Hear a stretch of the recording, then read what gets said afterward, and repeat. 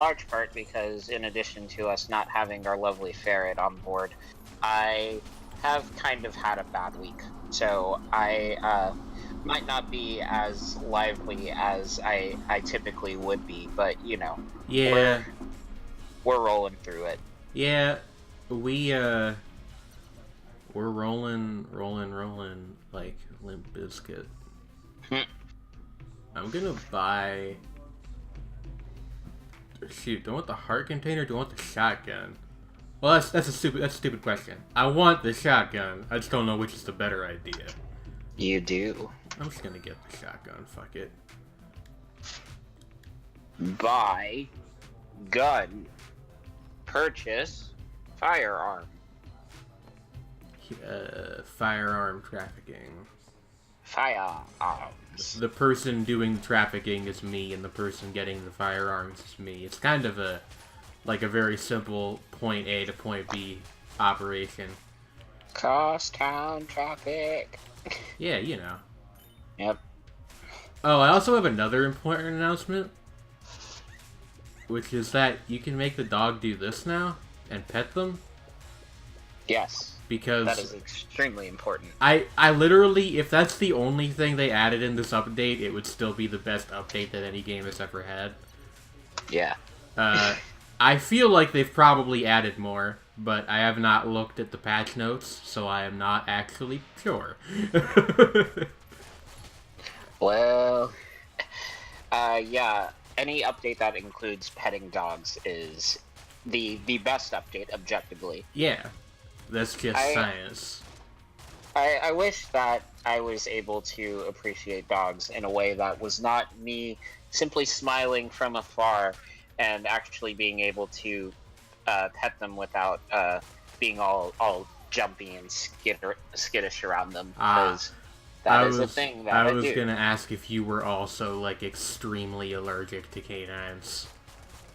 Well, I think that it really depends on the breed, but in terms of that is overcomable by way of drugs. Yeah. In terms of actually figuring out the whole thing with my anxiety, that's another thing entirely. Yeah, so. No, I get you. Yeah. I don't like I get nervous around like real big dogs, but like medium to small dogs I'm pretty much okay with. Hello, Mur. How are you? There's Doge. There's Doge. You have encountered a Doge. You know the Doge. It might have been pronounced like Dog A or something, but the Doge was like also the title that the like head of state of the Republic of Venice had in the Middle Ages. Yeah. Yeah. It's like Italian for. It's not prince. I forget what it is, but it's Italian for something. Recently, I've been finding that the Doge meme is coming back into vogue. I didn't mean to do that, but Doge is coming back into vogue by way of kind of having a little bit of it's a reworked version of it where the Doges are put into different like situations that might or might not be completely irrelevant to the fact that they are in fact dogs. Yeah, like Karen, you contemptuous wretch, release me from Minecraft this instant, that kind of thing. Yeah. I don't know how I feel about those. Can I be honest? They kind of make me uncomfortable, and I don't know why. I like the one that goes, but it has math in the URL. That means coolmathgames.com is educational. That's a pretty good one. That is pretty good. I only like barely remember Cool Math games. Like, I spent a lot of time on what the hell was that site called? There was another one that was similar. What? For me, the one that we were allowed to play on when we were not doing anything during our computer lab sessions was Funbrain. Okay. You know what the one I was thinking of, and it's actually not that similar to Cool Math now that I think of it, was a bonus.com. Which has been defunct for many years at this point. Yeah. Funbrain, what comes to mind for it for me, in addition to just the games and everything, they had a couple of webcomics on there too. Oh, that's cool. Including one that used to be called On the Rocks, but is now Wally and Osborne. And if I ended up finding the comic, its original website, because it was syndicated on Funbrain, and there are comments on that website that still show. I think I must have been like 10 or 11 when I was commenting on the comics on that site. So they're still there. They exist in the year 2019. The archived work of Baby Tray Man. Yeah, it came back recently. Like it started updating after like a 4 or 5 year hiatus. Oh, and cool. I reached out to the creator when I saw that it was happening again, and I was like, "Are these new comics with my boys?" And he was like, "Yes." I have to ask, is that where your like affinity for shows that have titles in the format of X and Y comes from? It's a very funny sort of development that kind of ended up happening over the years. I'm just razzing you, man. Yeah. Gosh. Tiny and Big, Wally and Osborne. I do admittedly have this inclination anytime I see a cartoon get announced and the title is like somebody and somebody, I'm like, I wonder if Trey will like this. Yeah. It'd be like that. Sacco and Vanzetti? I don't even get that. Punch and Judy, you know. Sounds Italian. Hootie and the Blowfish, also a good one. Gosh. Actually, you know, I got this cursed bullet item. I don't actually know what this does. Whoa. Nicola Sacco from 1891 to 1927, and Bartolomeo Vanzetti, 1888 to 1927, were Italian-born American anarchists who were controversially convicted of murdering a guard and a paymaster during the April 15th, 1920 armed robbery of the Slater and Merrill Shoe Company in Braintree, Massachusetts. Braintree, Massachusetts? Braintree, Massachusetts. 7 years later, they were electrocuted in the electric chair at Charlestown State Prison. Both men adhered to an anarchist movement. Interesting. Fight the power? When's our cartoon of that coming? Huh? Yeah. Yeah. Sacco and Vanzetti, they're two buddies and they like to blow things up. It's an enjoyable kind of thing. Yeah, you know. Trial was a big deal because they almost certainly didn't do it, Mer says. Huh. Interesting. Yeah, like, Couldn't. The early 20th century was a shittier time than usual to be an anarchist, because there was a lot of, like, anarchy panic, I guess would be the term. People were just like, oh, the anarchists are gonna kill us all. Anarchy. Anarchy in the everywhere. Yeah. We have like a solid run going on here. It's pretty good. Yeah. It's pretty good. You've already finished the game with the let's see, the pilot and this one, right? I believe that's correct.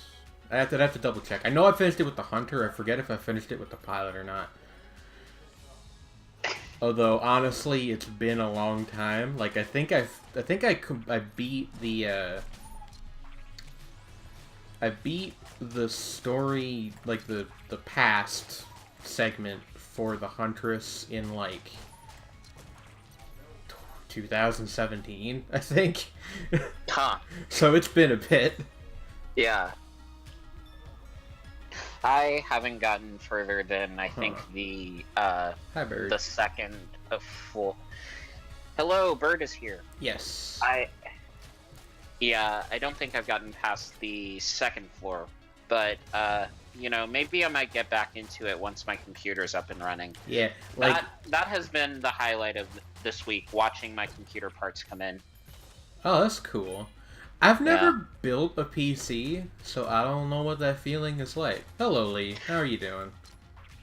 I'm doing a build where a friend of mine here at UK essentially like put it together with me. Like I told him my preferences and like what I wanted out of it, like because I was working with a given budget and everything. And we are in the process of getting that all together. That's cool. It ought to be fun. I need the morale boost because the news I got was particularly disheartening. But I will survive. Hey. You see what I did there? Yeah. Sorry. I can't help myself sometimes. I was petrified. No, we haven't faced Medusa yet. Gorgon. Medusa the Gorgon. Medusa. Is that actually her name? I think so. That's impressive. Like the Gorgon is in bigger font, but I think Medusa the is written above it. I might be wrong. Yeah. But I believe that is correct. Oh, also, I had like another announcement I wanted to make in addition to the Patreon, which is that like at some point later this month, I am going to be streaming probably by myself the upcoming Paradox game Imperator, because a acquaintance on Twitter bought it for me, which is very kind of them. Impressive. Yeah, so that will be a thing in the future. And yeah, cool, it's fine. You guys never need to justify like if you need to like leave before the show ends or come in late, or as far as like audience members and such. It's all fine. It's all fine. Roll on through. Yeah. In and out. If you want to watch the full 3 hours or half or 1 hour, 30 minutes, it's all good by me. So let's see. What else was I thinking about? My graphics card came with a couple of games, but I'm not sure if I'm interested in all of them. I got Devil May Cry 5, which I'm keeping, and then Resident Evil 2, which I'm not particularly interested in, but I might keep just on account of knowing that it's a good game and maybe possibly enjoying it later. And then there's The Division 2, which I've heard is good, but I didn't like the first one, so yeah. I've heard very good things about RE2 and DMC5. Yeah. Win in particular, I know, is a big fan of Devil May Cry 5, Devil May 5. Yeah. I know that I'm also probably going to end up trying Destiny on there, since I have a copy of the second one, just the base game, but still on on PC. So like, heck, why not? I already like the game. I might as well try it on another platform. Also, like, Destiny's a pretty good looking game, so that seems like a decent thing to test a graphics card on. Yeah. I also have Overwatch too, so probably gonna try that. I was gonna say, or maybe my perception is skewed by the fact that I play like one AAA game per year. But, you know. Yeah. I also think I'm probably going to end up planning to get Rage on there, because I'd like to try it. Rage 2. I really like games with monosyllabic, extremely aggressive titles. Yeah. Doom is a good one in that genre, like, you know, Spec Ops. I don't think I would like that game very much. Yeah, I think Murr was just saying that they were gonna play it, but like, that's one of those games that most people seem to like that I just don't have an interest in. But obviously, like, you know, you should play whatever video games you enjoy. It's not for me, and I'm cool with that. Yeah. Yeah. Video games. Video games. Y'all ever play like a video game? Y'all ever play Videogame? Mur has also almost beat Sekiro. Cool. That is something that I will probably never do. That game, like, I think it's not even that the game itself is meaningfully that different from the Souls games. I think it's just that I've gotten older. Like, I play it and I'm just like, this shouldn't be this difficult, and it makes me mad that it is. And, like, I don't feel a desire to overcome that wall anymore, really. Yeah, that's fair. Like, I'm just like, okay, well, if you're gonna be that difficult, then I'm just gonna play something else. Like, I don't know. Like, it's not a bad game. It's just got some design decisions I don't like. Which, you know, I guess comes with the territory. Yeah, like... And it got to a point where the frustration of dying to the same couple enemies constantly was outweighing the fun I got from using the admittedly very cool grappling hook system. One too many deaths by chicken. Not even like the actual like the popcorn enemies, I guess you'd call them. I didn't really have too much of a problem with, but like anything that the game deemed a boss or mini boss, I would just get steamrolled. Like it's just, and there's so many of them that, like, yeah, basically what Mert said is that, like, the levels aren't too bad. It's more the bosses and mini bosses that become an issue. Right. And there's a lot of them, which is like the other thing. Like, yeah. There's this bit that I got stuck on for a while. You gotta fight this enemy who's like a big dude on a horse, and he's got like a pole arm. I forget his name. It's like something the demon. But I got stuck on that for a while, and I finally beat him, which was great. And then like the area immediately after that, there's like a short little bit where you can explore, and then you have to fight a bull. Like there's another boss, like, basically right up the proverbial road, and it just, I don't know. It feels a little bit like overkill to me, but right. Like I can envision a future where like I've done all that once before, and like you go through the game a second time and suddenly it's all like it all clicks. Yeah. But like, I just don't think I get enough out of the game to want to get to that point. Which, so it'll be a little bit before then, essentially. Yeah, if ever. Like and it, like, my opinion on it doesn't matter, because it wasn't bought for me. My roommate bought it for my girlfriend. So like, right. She's the one who will probably get more out of it than I will. But like, it's like, balloon gun. I actually, I've never seen this before, actually. I wonder if this is new. But I actually agree with Mur. I think Dark Souls 2 is my favorite one, which is like a thing people will like crucify you for in some circles, but also, you know, fuck off. Like, that's a keeper. Yeah. Like, the thing I like about Dark Souls 2 is that it's just simple enough, like, or just easy enough that you can go through it many, many times and play it many different ways. Yeah. Which I think is, like, a really overlooked strength of the series, was how many different ways you could play your characters. Yeah. And you're correct, like, the Scholar of the First Sin DLC was, like, really good. Or was that, like, a full-on expansion pack? I don't remember what you'd call that, technically. Also, I got, like, fighting, like, a Displacer Beast right now.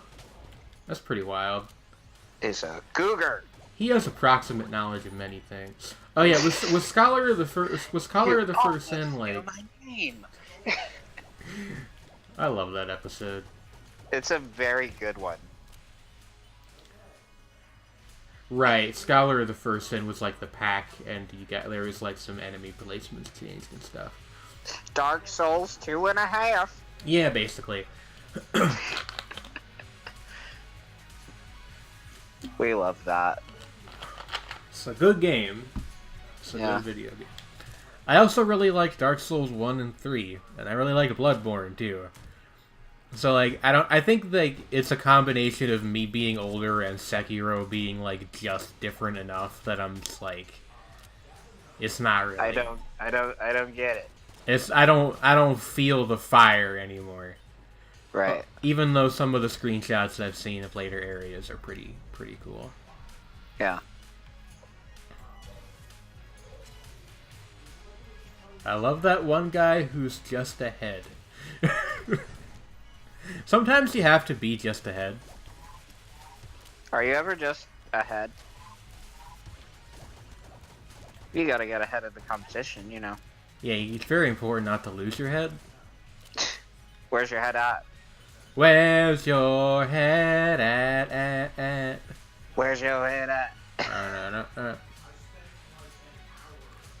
Bird says she fully expects herself to want to just gorge herself on Soulsborne titles once she actually starts to play, which, cool.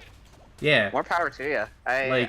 They're good games. If you like, depending on what console you're on and which ones you're playing, let me know if you need like a summon or something, because I might be able to pull something out of my hat there. I've resigned myself to knowing that they are popular games that are not for me. Yeah, nothing wrong with that. But I love watching them though, which is why watching your streams and everything was cool, because like I was able to appreciate the game without actually necessarily having to frustrate through it myself. Yeah, I'm admittedly a little frustrated that Dark Souls 3 is kind of at the end of its release cycle already, even though it is a couple years old now, because I actually really liked that game, and I would have liked to have gotten a chance to play it a bit more. Not that I, like, couldn't, it's just, like, the community's not there like it was when it first launched. Yeah, I've had that happen to me a couple of times before. I remember when I was really getting into Evolve Stage 2, I think, which was the free-to-play re-release of it. But by then the game had already sort of died out, where like the community like didn't really care about it anymore. Yeah. Yeah. So many fish. Yeah, I wonder if you get like an electric gun, if these pools of water do more damage. I think that's a thing. It's been a while though, I don't remember.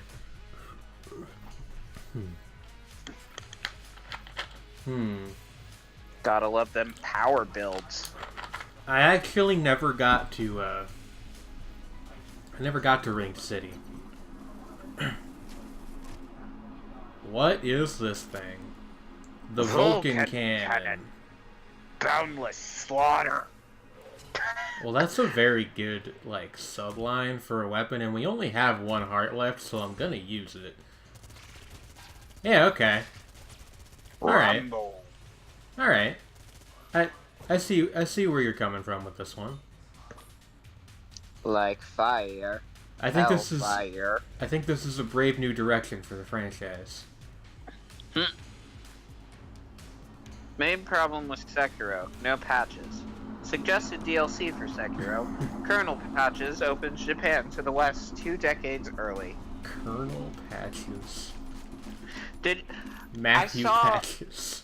I saw an extremely cursed tweet today that says that Colonel Sanders' newest iteration is a younger Colonel Sanders with a shaved face that is rendered in CGI and meant to be a spoof of Instagram influencers. That's the worst thing I've ever heard in my life. Also, Colonel Sanders was a headlining act at Ultra Music Festival. Nobody wants this. KFC, stop. I don't understand.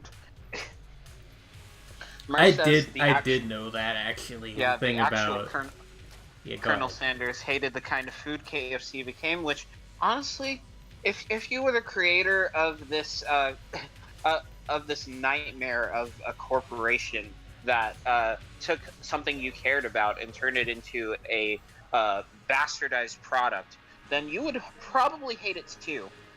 Yeah, like, I'm conflicted about that because I actually like KFC, but like I don't know. I get it, you know. You learn how you like all like the fact that they still use his likeness despite the fact that he quite openly hated their food is really fucked up.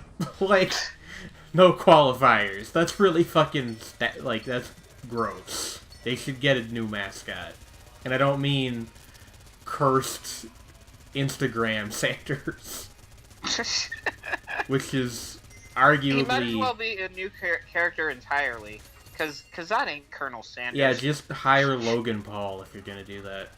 God. Don't actually hire Logan Paul. Like, subscribe, and come to KFC and get yourself a $5 fill-up, courtesy of me, Logan Paul. Courtesy of me, Logan Paul. Join the Low Gang. Hey, we should talk about about the fact that Lil Nas X has the #1 song in the country right now. Gonna take your horse to the Old Town Road and gonna ride till you can't no more. The fact that Old Town Road is the #1 song in the country right now gives me a lot of faith for the future of this country. It's oddly reaffirming. Like, we are a divided nation on many issues, but on one thing we can agree, which is that he does have horses in the back. Something tractor, lean all in my bladder. Yeah. Yeah. Let's see. What I'm trying to think of. I played it at a DJ gig that I did yesterday. Although, generally speaking, that gig did not go terribly well because I was asked by the folks running it to play a completely different genre of music than the playlist I had put together.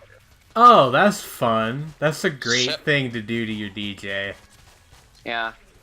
I ended up relinquishing control to the people that were actually running the thing for like a good hour or so before the other folks at the station were like, "Hey, this is shitty. You guys need to let our guy do his thing." That actually is awful. Yeah. And I mean, I got back onto it afterward, but like it's like it's not fun. Yeah. Murr is sharing an interesting anecdote about how his favorite fast food burger is from a custard place that's near where he lives. I will take you up on that if I'm ever in the area. Not actually because of the burger, because I don't eat beef, but I am always down for a good custard, so like... Raleigh has this really good custard place called Goodberries that is excellent. Ooh. It is one of those few things I can think of that is very specifically a North Carolina sort of pride and joy type of thing. We also have Char Grill, which is essentially like a drive-in type of restaurant. They've got burgers, shakes, and fries. That's that cool. kind of thing. What about Da Baby? Da Baby. Da Baby. I don't know if I follow. The rapper. I have never heard of him. Oh, okay. They are like a increasing in popularity, like, trap rapper from, I believe, North Carolina. Interesting. I haven't kept up too much with the local scene because, like, Kentucky, you know. I know who we got here. There's a couple of different acts that WRFL actually gets every now and then for our concerts that we put on campus here. Mm-hmm. Which, you know, is nice because, like, I've familiarized myself with the music scene here. and I hope to do it at least a little bit in Raleigh because I feel like that's enriching and makes it much more fun to be in a certain place than it perhaps would be otherwise. Yeah, like I've been trying to keep up with Chicago stuff since I moved out here, which has Yeah. mostly translated to listening to Mick Jenkins' last album and thinking it was really good, and then like getting into Chris Crack and then finding out that he's kind of a jerk. My older sister lives in Philly now, and she says that she has become a Meek Mill fan against her will because Being from because Pennsylvania will do that to you. Yeah, or because living there. because they stan him up there, and it's Yeah. like, yeah, I could see that. Everybody knows his name. Yeah, Meek Millie, Flock Flames. all these songs you got to like one. Yeah. There was a fucking Twitter tweet from like forever ago that I still think about constantly. And it's not even that funny, but it's just one of those things that's stuck in my head. It was some guy on Twitter said that Meek Mill raps like he's walking through a spider web. And I think about that basically constantly, against my own wishes, really. Yeah, because my sister really did not like him, like, at all. And she loves Drake, which, obviously meant that during their beef and everything, she sided with her boy, which, I can't blame her. He kind of cleaned house there, but yeah. Yeah. Was that the friggin' what's the enemy thing from Mario that has one of those bomb things? Oh. Well, not bombs, like a flying sort of like clown face. That was Bowser's what's it from the end of Super Mario World, I think. Yeah. And then Bowser Jr. has his own, like, in Smash Brothers and stuff. Yeah. That looks God, like... I forgot how absurdly dangerous the Gungeon ant is to use. What's up with it? It spits fire and also oil, and I am dead. That one hurt. A little bit. I'm gonna go get a drink real quick. While I do that, good time to mention, if you would like to support the show financially, you can do so on our Patreon, which is linked below the viewing window. That revenue is split between all three of us, so just something to consider if you have the means and the desire to do so. What is the cutest Super Mario enemy? Let me ruminate on that while I go get another Diet Pepsi. And if Trey has an answer, he may interject also. Let's see. I'm not terribly familiar with the Mario series because I didn't grow up with Nintendo consoles at my house, save for the Wii, which all I had for it was basically Raving Rabbids 2 and some of the like Wii series of games. So like the sports games and let's see. I think we had Wii Party 2 or something like that. I don't know. But as far as Mario enemies go, I like actually. I know it's probably a dumb choice, but Iggy Koopa makes me happy. He's just going apeshit and is like his characterization early on was that he was the super smart inventive one, and then they just made him into a crazy ass. So like I'd like to think that both are true and he's just a genius that decided to go crazy and do his thing from from then on out, and I love that actually. I'm gonna look at this image. That's the boy. That's the boy. He's a good one, and he has green hair, so that's true aesthetic right there. It looks kind of like a broccoli, but like you, you know, if I had to be any of the Koopalings, it would probably be him. Murr's favorite is a Shy Guy, which, solid choice. Hello. Hi, I'm back. I decided that Iggy Koopa is mine. Okay. I have what is potentially a controversial answer. I don't know. Cause a little controversy.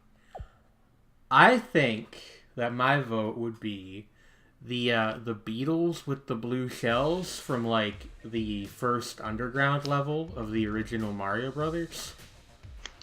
They're really roly-poly, and I appreciate that. Roly boys. Yeah.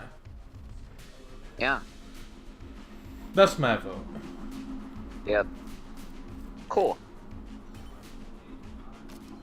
She's a smoky gal. Yes. On the way to do some murder. It is time to commit crime. There they are. The Buzzy Beetles. The Buzzy Beetles. That is a very blue shell. Yeah. They're like... Also their eyes are glowing underneath there. Yeah, like I said, they're roly-poly. They remind me a little bit of like Shelter from Pokemon, which is a thing that I also find really cute for no particular reason. Ah, yeah. I like things with shells, I guess. I don't know. Maybe it's because I had a hermit crab as a kid. I like turtles. Turtles are pretty cool. Also, was that a reference to that video, or do you actually just like turtles? I just like turtles, you know? You know? That's respectable. I'm over here realizing that my long-held appreciation for the Teenage Mutant Ninja Turtles is finally coming into full swing with the new show that came out last year, because it's fun and it's dumb and it is not afraid to make it so that it is both like actiony and hilarious all at once. It's just silly. I like it. I can appreciate a good silly cartoon every now and again. It reminds me I need to get back into watching Craig of the Creek. Craig of the Creek is actually really freaking good. Yeah. Like, I was surprised at how much I enjoyed watching a couple of episodes of it, because I was on a plane. I think it was back from a trip to Seattle that I did with the WRFL, and the in-flight entertainment. I had already exhausted my backlog of Final Space episodes, so on the way back, what I did was just watched a couple of the Cartoon Network offerings that they had on there. So like some Adventure Time, a couple of episodes of Summer Camp Island, and Craig of the Creek. Yeah, Craig of the Creek, like, I don't know, it's weird to say this, but it feels like a very Cartoon Network-y show. Yeah. Also, the theme song is by Bomb the Music Industry, which, like, what's up with that? It's so nerdy. It's so nerdy. I love it. It's a very nerdly show, but, like, in a good way, not in, like, a Rick and Morty way. Oh, of course.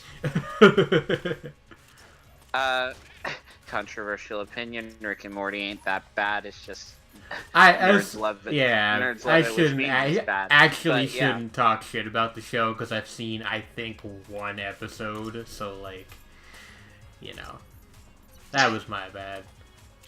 Mer says it's unfair and bad that Krang is mainly now associated with a Twitter hack. Is Krang T. Nelson from Twitter? Well, no. I know who that is, but who's, like, regular Krang? Oh, yeah. Krang's that little, you know the pink dude in, the, like, skin suit that, was in the, like, 80s cartoon? That's Krang. Okay, I've seen pictures of him. I don't think I've ever actually seen the original Teenage Mutant Ninja Turtles, but... Yeah, okay. He's a weird one. He, like... He was always scheming and did stuff behind the scenes with, like, Shredder, if I remember correctly, but never actually had too many actual encounters, like, fight-wise or anything with the TMNT. Yeah, he's Shredder's boss. Shredder as a boss? In the 80s show, I guess. It's Krang. But, like, it's funny because they kind of combined Shredder and the Krang into one thing in the 2012 show, which is why, like, the Foot Clan in there have, like, the weird sort of brain people controlling their brain people. Sorry, controlling their suits of armor or whatever. Yeah. So that's like. What if we made Krang into, like, an entire race of enemies instead of just this one? Yeah. This is one megalomaniacal dude. Megalomaniacal. Megalomaniacal. Megamouth. Megamouth is my favorite member of the Loonies. That was a joke for nobody. Anyway. Well, you know, Mickey Mouse is my favorite cartoon character. Yeah. Like, in 5 years, somebody that's a huge Loonies fan is gonna watch this episode and be like, oh! And until then, it will go unappreciated because it's not very funny. You're a humorist of your own time. I guess so. Meanwhile, I'm just trying to survive. Yeah. I'm gonna use the disintegrator in the first boss fight. I don't know what this does, but okay, it does this. Disintegrates. It does this, which is like pretty good thing for a gun to do. I think, like, by my metric. She seems to be doing some pretty good work there. Yeah, like, I mean, it's just a real big laser. Like, I'm melting. You kind of can't go wrong with this, can you? Yeah. It does take a minute to charge up, but unfortunately we did get hit once there, which is a shame, but oh well. Ah, yes, silencer. 300 dead count. I forgot about that.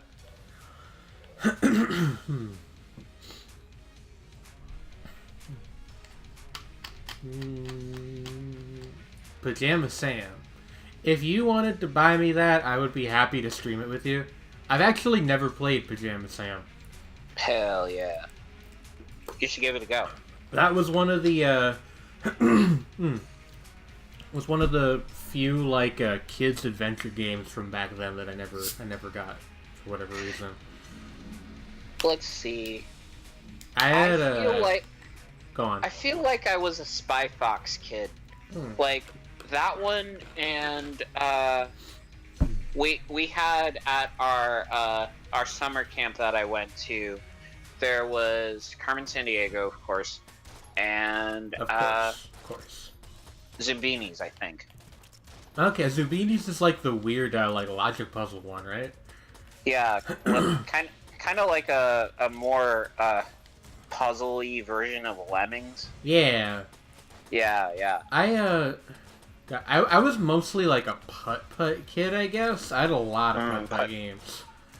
Putt-putt was a good. And actually, my favorite one was not any of the... Oh, hold on, I got Discord messages. These might be from Sredni. Discord. They are... Oh, hold on. Oh, okay.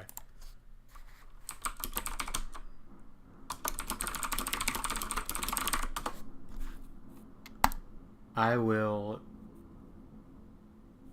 look more into that later.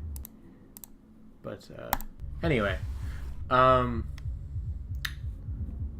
Actually, one second.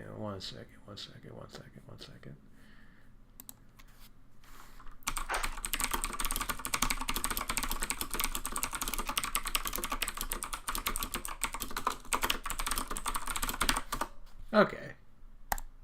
Now we're good to go. Yeah. Secret dealings. Secret dealings occurring. No, but, Yeah! I totally lost my train of thought. Right, Putt-Putt. My favorite one wasn't actually any of the mainline adventure games. It was, the spin-off, which I think was called Putt-Putt's Balloon Pop, or something of that nature. And, it was like it was a Breakout clone. And, like a really involved one, too. Yeah. And I really liked that game. I don't know if that's on Steam. I should see if it is sometime. So I think that the other things that I really distinctly remember that were related to that kind of thing was that I actually had a Freddy Fish book. I can't remember off the top of my head what the hell it was about, but it was her and her buddy trying to solve some problem. And then I actually had I played the shit out of backyard basketball. Okay. Yeah. Which, considering my tastes now, is weird. But I mean, like, I actually played a lot of sports games as a kid too. Like, not backyard stuff, but like my stepdad had a couple of the Madden games, and I actually like played the hell out of those despite not caring about actual football at all. Like, I don't know. Yeah. I really distinctly love the SSX series, and then some of the other ones that were put out by EA under that EA Sports Big label at the time. My other favorite was Freakstyle, which was basically this like BMX sort. Well, it might have been motocross. Yeah, it was motocross. It was an SSX sort of like take on that sport. So that was fun. Yeah. My main in SSX was Mac Smack Frazier. Mac Smack Frazier. Yeah, he was like the cool sort of like pretty fly for a white guy kid type character. Like, and then later on in the third game, they had one dude that was like actually a kid, and then in the reboot, that guy Griff ended up becoming the villain of the game. Or nice. So it's like I'm deeply amused by the fact that SSX has lore. The deep lore. There's like a whole story going on with the lives and livelihoods of these fictional snowboarding characters. It's impressive. That's great. Yeah. Like when the fucking Tony Hawk games tried to add lore in starting with the American Underground, like that's basically the funniest thing in the world to me is when like the weird and very narrow genre of extreme sports games trying to have deep storylines. Tony and Bam Margera just having this like basically a fight to the death sort of like rivalry. So this might reveal me as ignorant about sports or possibly other things, but that's fine. Who actually was Bam Margera? He was from Jackass. Really? He was one of the I'm not sure if he was a co-host per se, because that was Johnny Knoxville, but like he was part of the cast and showed up in like the movies and everything, and had his own show actually. I think it was called Viva La Bam. That's weird for a lot of reasons. Yeah. Also, So, I am now remembering that I really need to get Thug Pro on here so we can play that again. but yeah, him and Tony were like in this bitter feud in the second Underground game, and you as like the new kid were Hey, basically I'm sorry to interrupt, but are you seeing this? 9,999 coin For the clown for mask, a which clown mask. I believe is a reference to Payday. That's interesting. I think that's Hoxton's mask. I can't remember. It's been a long time since I saw like the those games. I think I've never actually played Payday. I just know that like the guy they use for the covers and stuff is a dude in a clown mask. Yeah. Interesting stuff. I don't know what's going on there. Yeah, most of them have clown masks or something to that effect. Oh, okay. Do you think that maybe Payday is just like a secret ad for Juggalos? Oh boy. Let's see. Huh. That's interesting.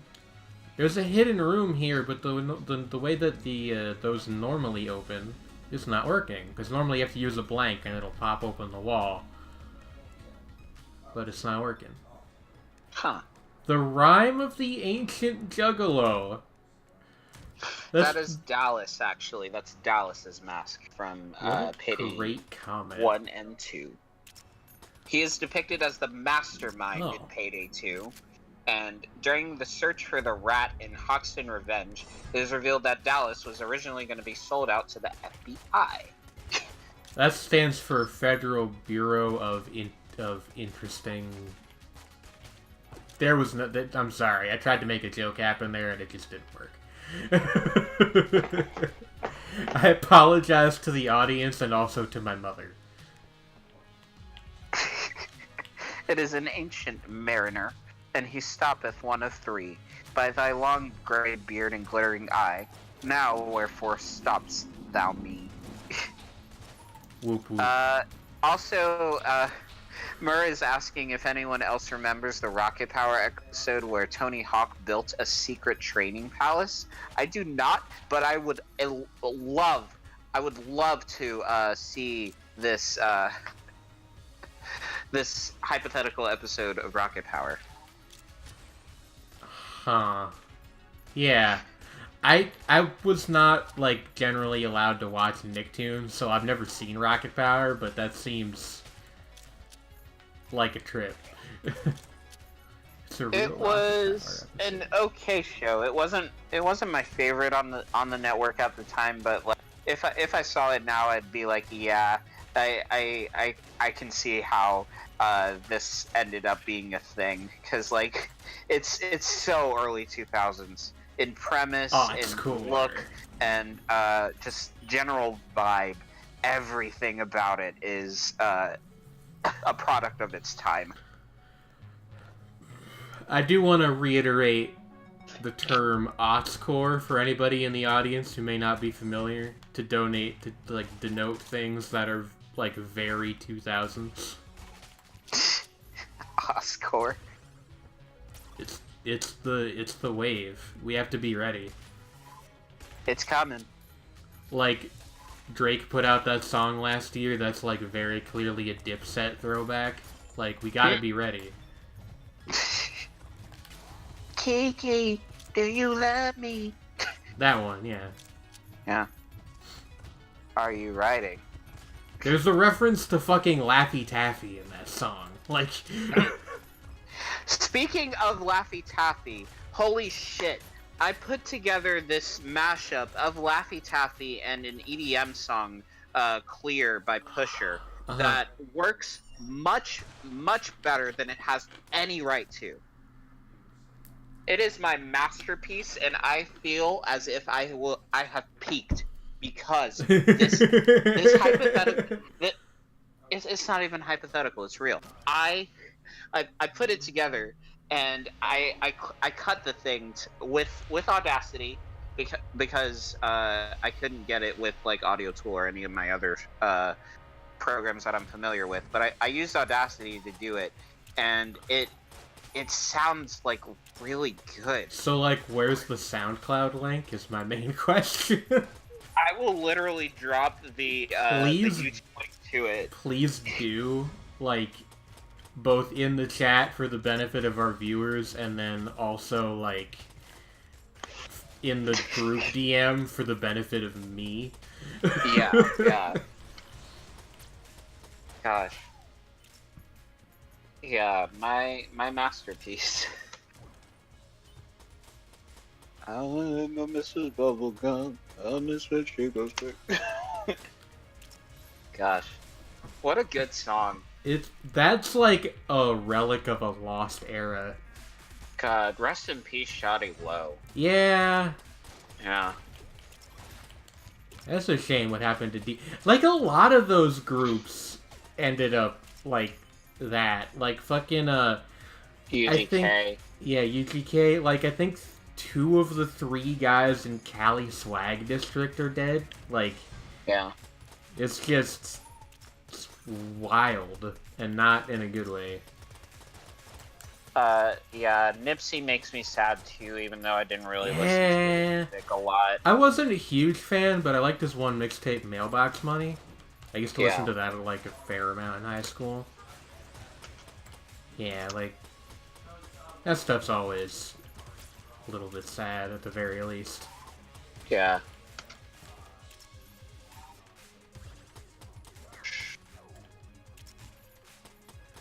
Also, I didn't know this until after he passed away, but apparently Nipsey Hussle was Eritrean American, which is interesting.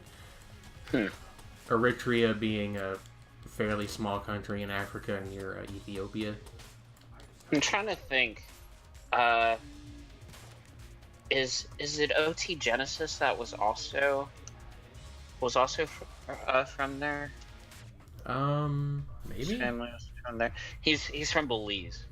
Okay. Belizean immigrants, so born in Atlanta to them, but grew up in Long Beach. Mm-hmm. And then put Coco out. And then the rap game changed forever. Coco is a better song than I gave it credit for. It's not a terrible song. It annoyed me because of one particular incident, but in terms of the actual feeling of listening to it not bad now. It really does make you feel like he's in love with the cocoa. Baking soda. He's got baking soda. Did you know that it was a remix of something? I think it was a remix of Nasty by T-Wayne. Good night, Mer. Believe also had Shedda to Connect and OT Genesis on it. It was like all 3 of those people that got big off of random Vine trends. Yeah. Nightmare. It was just like a very narrow super group. It makes me wonder what Lil Nas X is going to be doing in like 5 years. Yeah. Gosh, now I'm thinking of that one video that I found of the of one song by Killy that was put together with clips. Well, not even clips. It was just images of Sheen from Jimmy Neutron, and it works because Killy's voice on the song sounds almost exactly like Sheen's speaking voice in the show. Oh dear. You was waiting. I was chasing. Gosh, it's a time. It's an interesting era for music that we live in right now. Also, I found that I do like a pretty solid impersonation of that, which scares me. Yeah, I Stomping out the store Gucci bracelet. That can be your new thing. You can be like a SoundCloud rap impersonator. SoundCloud rap impersonator. You'd be like Jay Farrow, but only for SoundCloud rappers. Yeah. And you can get like a fucking mesh that you can like put temporary face tattoos on, so you can like really play the part. Yeah. Good evening, my name is Trevor Whatevr, and today I will be playing the role of Lil Xan. Oh boy.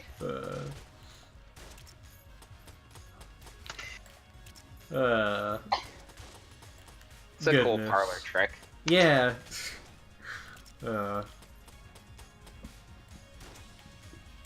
Chameleonaire also has a song where he impersonates a bunch of different other rappers. He has two of them, actually. I don't know how I would go about impersonating Chameleonaire. He has a very distinct sort of... He does. Vibe about him. Like, you might be able to impersonate how he talks, maybe, like his cadence, but his actual vocal tone is very distinct. Yeah.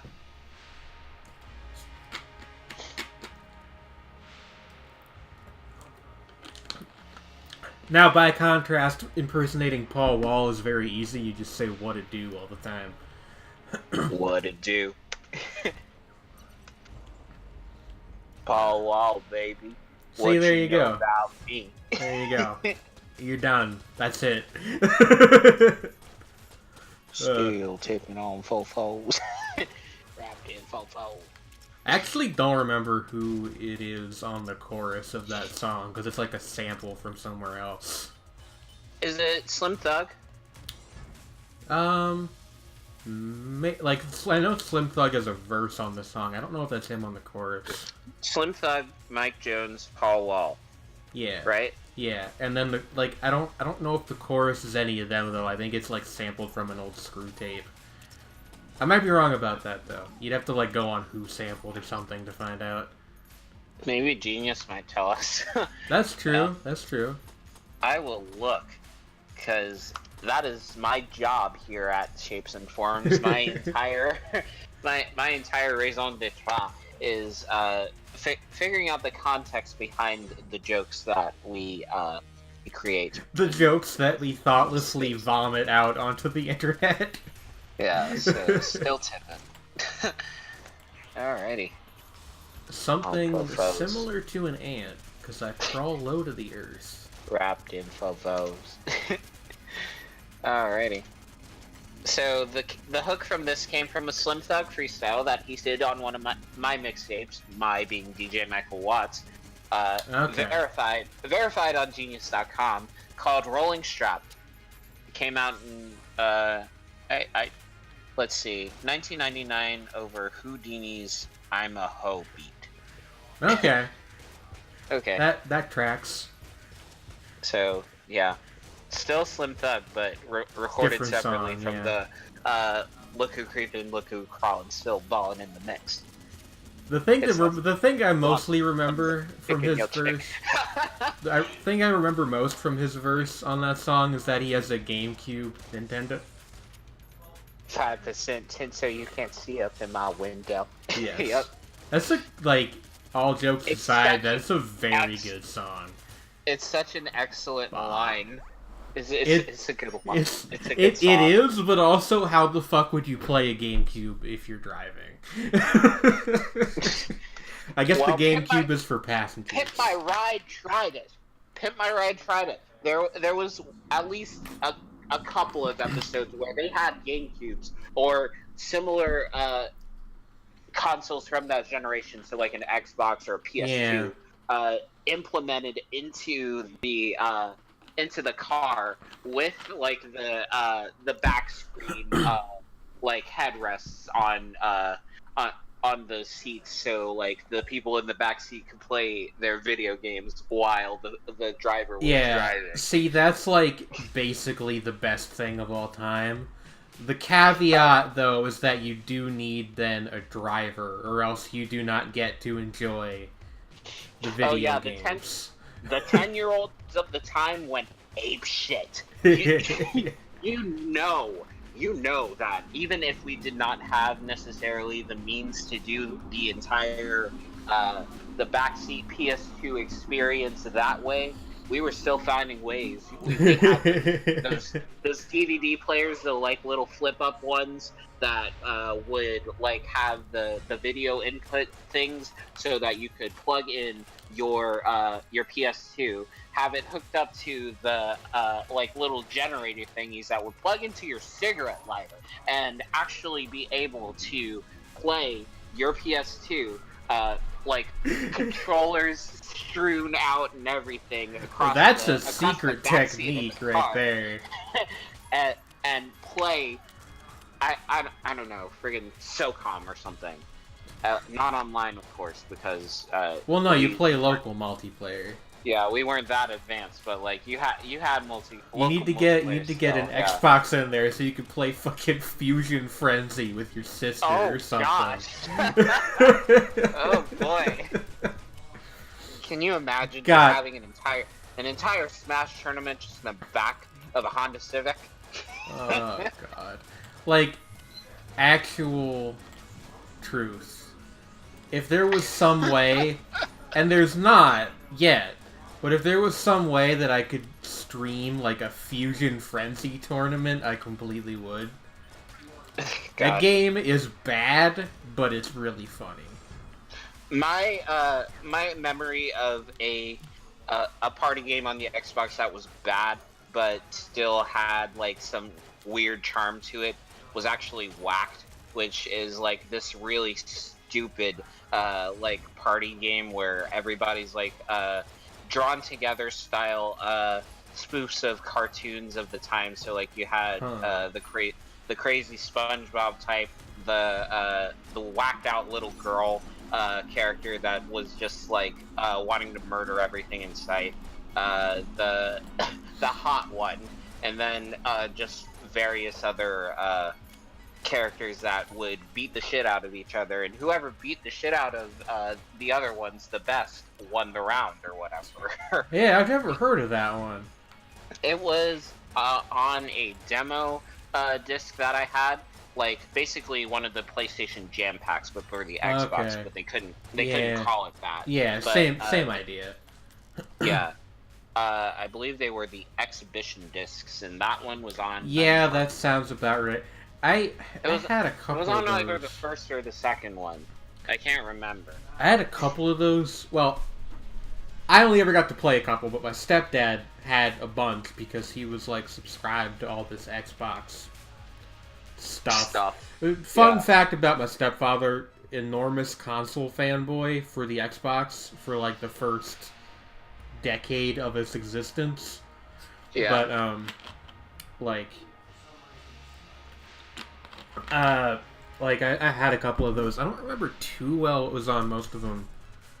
But that might just be because we eventually ended up getting the good stuff because my stepdad would like play the demo and then like it and then go buy the full game. Yeah. Now I'm curious to see if one 3D platformer that I bought like the remastered version of was on either of those discs, because like it is really good, and I find myself what's up? Out of curiosity, have you ever played Blinks the Time Sweeper? I knew you were gonna bring that up, and I have not, but my brother played the second one. It was not good. Yeah, the second one sucked. Yeah. Like I want to try this first one though, because like it strikes me as the type of thing that as like a weirdo would enjoy in like that like perverse sort of enjoyable sort of way. I would also not really call the first Blinks like a good game exactly. Because it's like a 3D platformer from the era when camera controls were sort of something we were still trying to figure out. Yeah. but I think it's a fun game. Right. And it's got like a lot of cool like visual and audio stuff going on.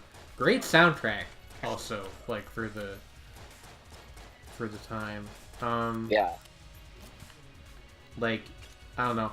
That and Pac-Man World 2 were like the big platformers I really liked on the Xbox. Oh, shit, Pac-Man World was really fun. It's like, I know there were better ones out there, but it was good. Fun. I streamed I streamed like a good half of the first one, like 6 months ago now. Very fun game for the most part. I'm gonna fucking fight whoever programmed the Anubis Rex boss fight. I have a Twitch highlight, actually, the only one on my channel, where I beat the boss and then get hit by like a stray rock and die anyway after finishing him. Oh no! It's not a fun boss fight. Oh gosh. It's bad. You have to do it again. Yeah. And there's like this whole like God. obnoxious lead up section to the boss. It's some stuff. I remember liking the second game slightly more, which unfortunately like you seemingly can't find the second game anywhere anymore. Yeah. Because that was like the console generation after that, so I don't know. So back to the exhibition disc. Yeah. And all of that. So I was looking, and I had the first two, which meant that the game that I was thinking of, Voodoo Vince, it is not on there, but it was on the Volume 4 one. So what was on Volume 1, though, was actually music and music videos from, among other artists, Death Cab for Cutie and Rilo Kiley. Hell yeah. I found myself like, that's prophetic right there. Give me the games list though, because I'm really curious as to if I know any of these or not. All right, so let's do Volume 1. Halo Combat Evolved, of course. Madden NFL 2003. Also, NFL Fever 2003. Panzer Dragoon Orta. Yeah. Quantum Redshift, the original Splinter Cell. Okay. Time Splitters 2. Huh. Banger, of course. I've never Toe played Jam that, and Earl but I always 3. wanted to. So the shitty Toe Jam and Earl that was on the Xbox, and Whacked, which I mentioned. That's earlier. a selection of like really good games, mostly. Yeah. Like other than on that one. other than apparently Toe Jam. I don't know anything about the Toe Jam and Earl series, but I'm going off of what you said. Other than weird, man. TJ3 and Whacked, apparently. I tried to play that one as a kid, and I was like, I'm confused. Like, I want to try the one that just came out, but, like, I hope that it's a better representation of the series than that one was, because that's weird. Okay, so Volume 2 had All-Star Baseball 2004. Okay. Masterpiece. Capcom vs. SNK 2 EO. Huh. That's an interesting choice. Indiana Jones and the Emperor's Tomb. Never heard of it. A favorite of my brother's called Kung Fu Chaos, which you might not know that one, but you know the developer because they were Just Add Monsters, but they changed their name to Ninja Theory. Okay, all right. So that's by them. Mech Assault. Excellent game. MX Superfly, which I believe, one of the predecessors to MX versus ATV.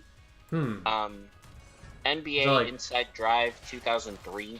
Interesting. Is MX like a biking game? Motocross. Motocross, okay. Tom Clancy's Ghost Recon. Of course. And Vex. So, all right. My favorite of those was probably Vex, even though I know it was a shitty 3D platformer. I fucking loved Mech Assault as a kid.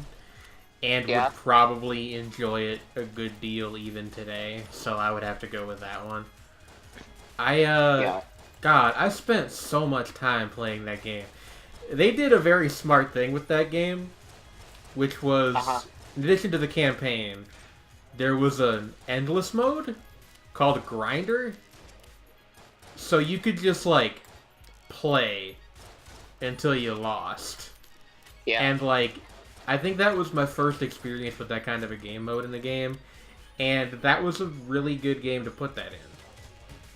Nice. It was a fun time. I think the only thing that would have made that game better is if they had brought over some of the like mech customization stuff from the other BattleTech games, but that's inside baseball probably. We're rolling with it. Yeah, you know. Yeah. So, Volume 3 of this series had Apex, which I don't know if I've ever heard of. Me neither. ATV Quad Power Racing 2. Okay. Brute Force. Yeah, Brute Force. The reason to buy an Xbox. Brute Force. Brute Force is the funniest fucking IP ever to me, for reasons that have nothing to do with the game. Like, the game itself is fine. I've actually beaten Brute Force. I might be the only person on planet Earth who has. It's an alright third-person shooter. But, like... all I think about whenever I like, see it is the GMR article that was in the in GMR Magazine, which was my introduction to games journalism, and the lizard guy. Yeah. Whose name was, like, Brutus or something, I think. I bet it's Brutus. Like, but, like, the thing with Brute Force was that it was marketed as, like, the Halo killer. Which is ridiculous for about 1,000 different reasons. Chief among them is the fact that they're not competing with each other. No, they are not the same genre of game. But, like, the other thing is that Brute Force is, you know, fine. It's not that good, though. And also, like... oh, hello. Every single time. Huh? I said every single time I come in here and I'm like, don't interrupt your stream. Nothing super important is happening right now. Say hello to Trey. Hi, Trey. Hi. We are talking about old Xbox exclusives. Yeah, sure. We're talking about old Xbox. But, yeah, like... I kind of lost my train of thought, but my broader point is just that Brute Force as a Halo killer is kind of an inherently funny idea. And I had a fun encounter, not very long before I moved. I was at the Palmerton Library in the town I used to live in, and in their basement, which is where they keep all the books that haven't been checked out for 5 or more years, so they're looking to sell them. Yeah. There was a copy of the novelization of Brute Force. There was a novelization of Brute Force.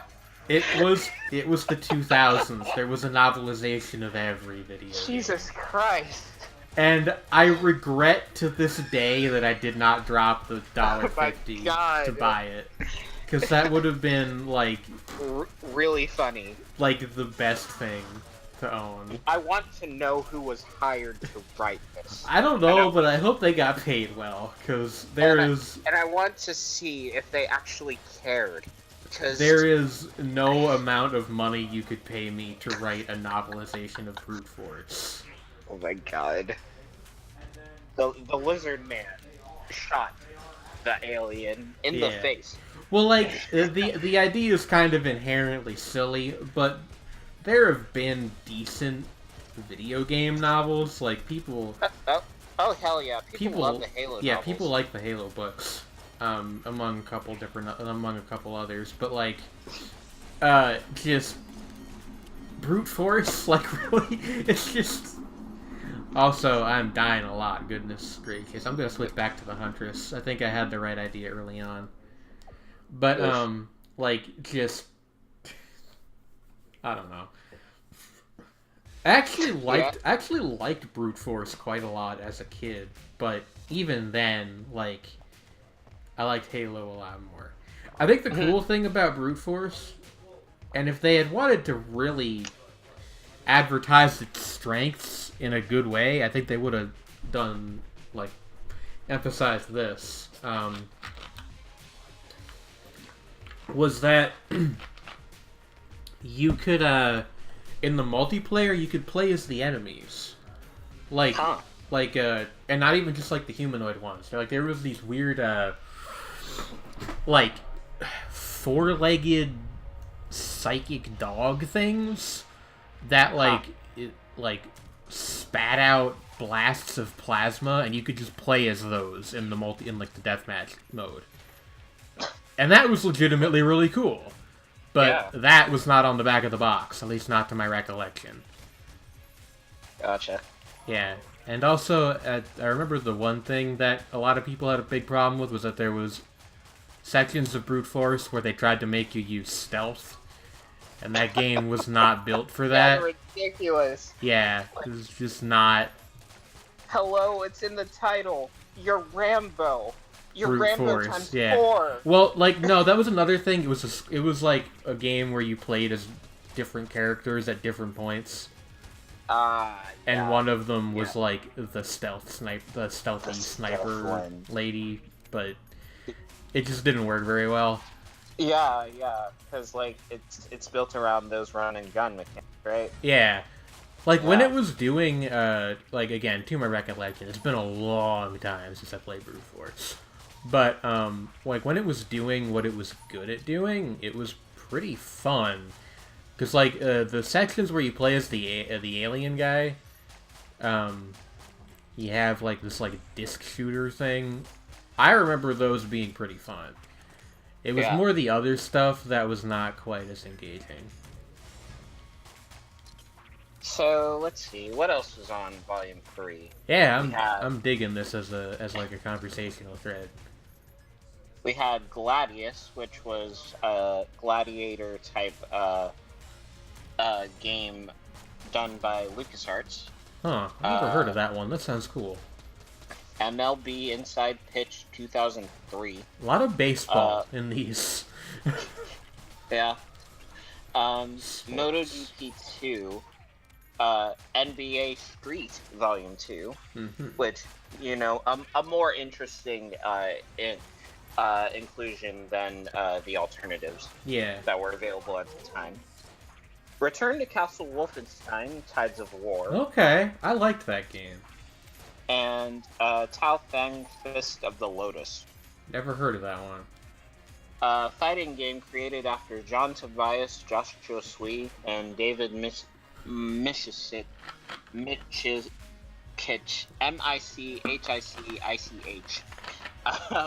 left the Mortal Kombat series with Midway. Published by Microsoft Studios, developed by Studio Gigante, and released exclusively for the Xbox in 2003. Huh. So yeah, Mortal Kombat competitor done by Microsoft Game Studios. That's interesting. I wonder if it was any good. Well, I guess you said mixed reviews, so, like, probably not. But, I don't know.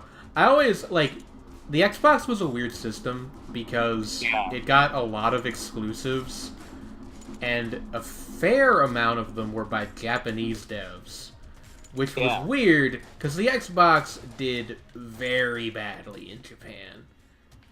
For a number of reasons. Microsoft tried their best, and they're still going for it. Yeah, but it's not working. Like, the way that video games are consumed over there is just pretty different, and, like, it doesn't really mesh with how Microsoft tries to market their stuff. But, like, and there were some real interesting ones. Like, Panzer Dragoon Orta is, like, legitimately one of my favorite games ever. And is probably the best rail shooter Like, I remember enjoying that demo a lot. It's a really good game. Go. Like the thing that killed it, I think, was like you were starting. The fact that it was an Xbox exclusive. That's actually technically not true. There was a Dreamcast version too, but I don't think the Dreamcast version ever saw a like particularly wide release. I don't know if it ever came out in the West or not. But like, the bigger problem was you were starting to get into the era of people being like, why would I pay $60 for a game that has 10 half-hour levels? People, like, that kind of reasoning. Oh, boy. Like, and I think that kind of did it in, too. Like, rail shooters were just never really super popular on consoles in the West. I think it was seen as more of an arcade thing. Right. And that was about when arcades were not being a thing over here anymore. So, like, it was a shame, because that was, like, a really, really good game. They did make it backwards compatible with the Xbone and the 360. So, if I can find a copy of it, deadass, I could play it. Yeah. Like, I don't think used copies are too expensive. Like, it had the Xbox version had a pretty wide release. I don't think you'd have too much of a hard time. I do recommend it. It's a very good game. It is also very hard, but it's worth. Yeah. Maybe if I'm in the mood for a rail shooter, I'll give it a try. Also, on Volume 3, music and music videos from a couple of other bands, but Queens of the Stone Age and You Will Know Us by the Trail of Dead. Both bands that my friend Cody in high school was really into. Gotcha. So, Volume 4 has NBA 2K, Grabbed by the Ghoulies, which was Rare's masterpiece, of course. Magic the Gathering Battlegrounds. Metal Arms Glitch in the System. Always thought that one looked interesting. Prince of Persia: The Sands of Time. Solid game. Yeah. Project Gotham Racing 2. Tom Clancy's Rainbow Six 3. Teenage Mutant Ninja Turtles, which is based on the 2003 show and was a beat-em-up made by Konami. Was it good? Let's see. Sounds entertaining. Mostly mixed reviews among critics.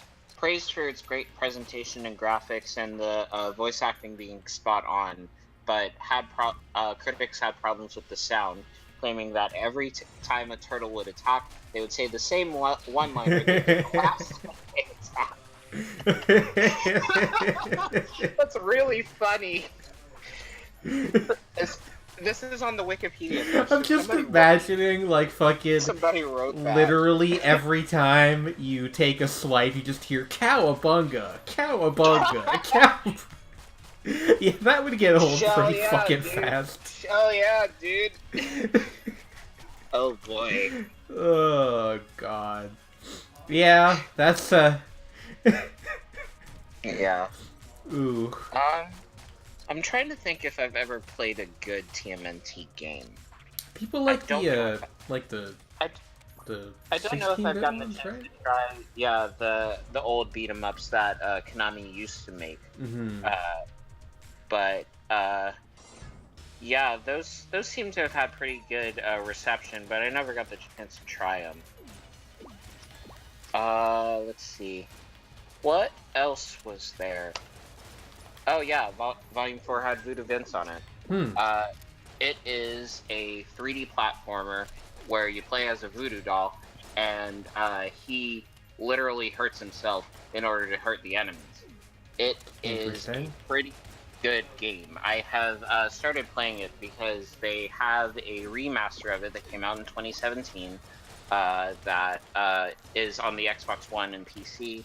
And I've been thinking about trying it for a long time, but I finally bit the bullet last month, so that's something that I gave. Interesting.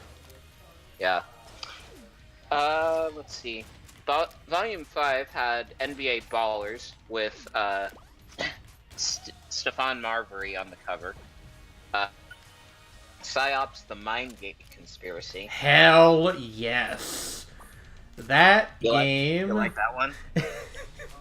That game is fascinating. Yeah. I never actually played very much of it, but it's a first person shooter where you also have like psychic powers. Yeah. The main weird thing about that game was actually its release model. Because there was a retail version, which I assume that was the demo of. There was also a free ad-supported version, which was just like the full game. I think they made you like watch ads after every level or something. Which was just like, what? Hello? Hello. Oh shit, it's the ferret. Hi. Yeah, I'm just popping in for a bit. Fancy seeing you around here. Before I go to bed because I am very tired. Yeah, I had told everybody you were probably busy with moving stuff, so. Oh yeah, Millie and June arrived after driving with only a very short break for like over 24 hours. Goodness. So they're completely exhausted. I think June might be coming down with something, so she's dead asleep. And I've been moving all kinds of stuff, including their bedroom, things. Yeah. We gave them our sleep number mattress, which required a lot of assembly, and we also brought some of our carpets, tables, things like that. So, things working out though? Things are working out. That's good. Everyone That's the main thing. is getting along well, and everybody seems to be really happy with the place. Yeah, that's nice. good. I'm just so tired. Sleepy ferret. Sleepy ferret. Yes, and thank you, Stay Hydrated Bot. Yeah. Drink your Ovaltine, kids. Our most loyal viewer. Indeed. Yeah, no, man. Like it's wait. totally cool. Like I figured wait. you probably wouldn't be able wait. to make it today, so it's like actually fine. Thank you. Yeah. I just need to quickly speak with my mother about something. Okay.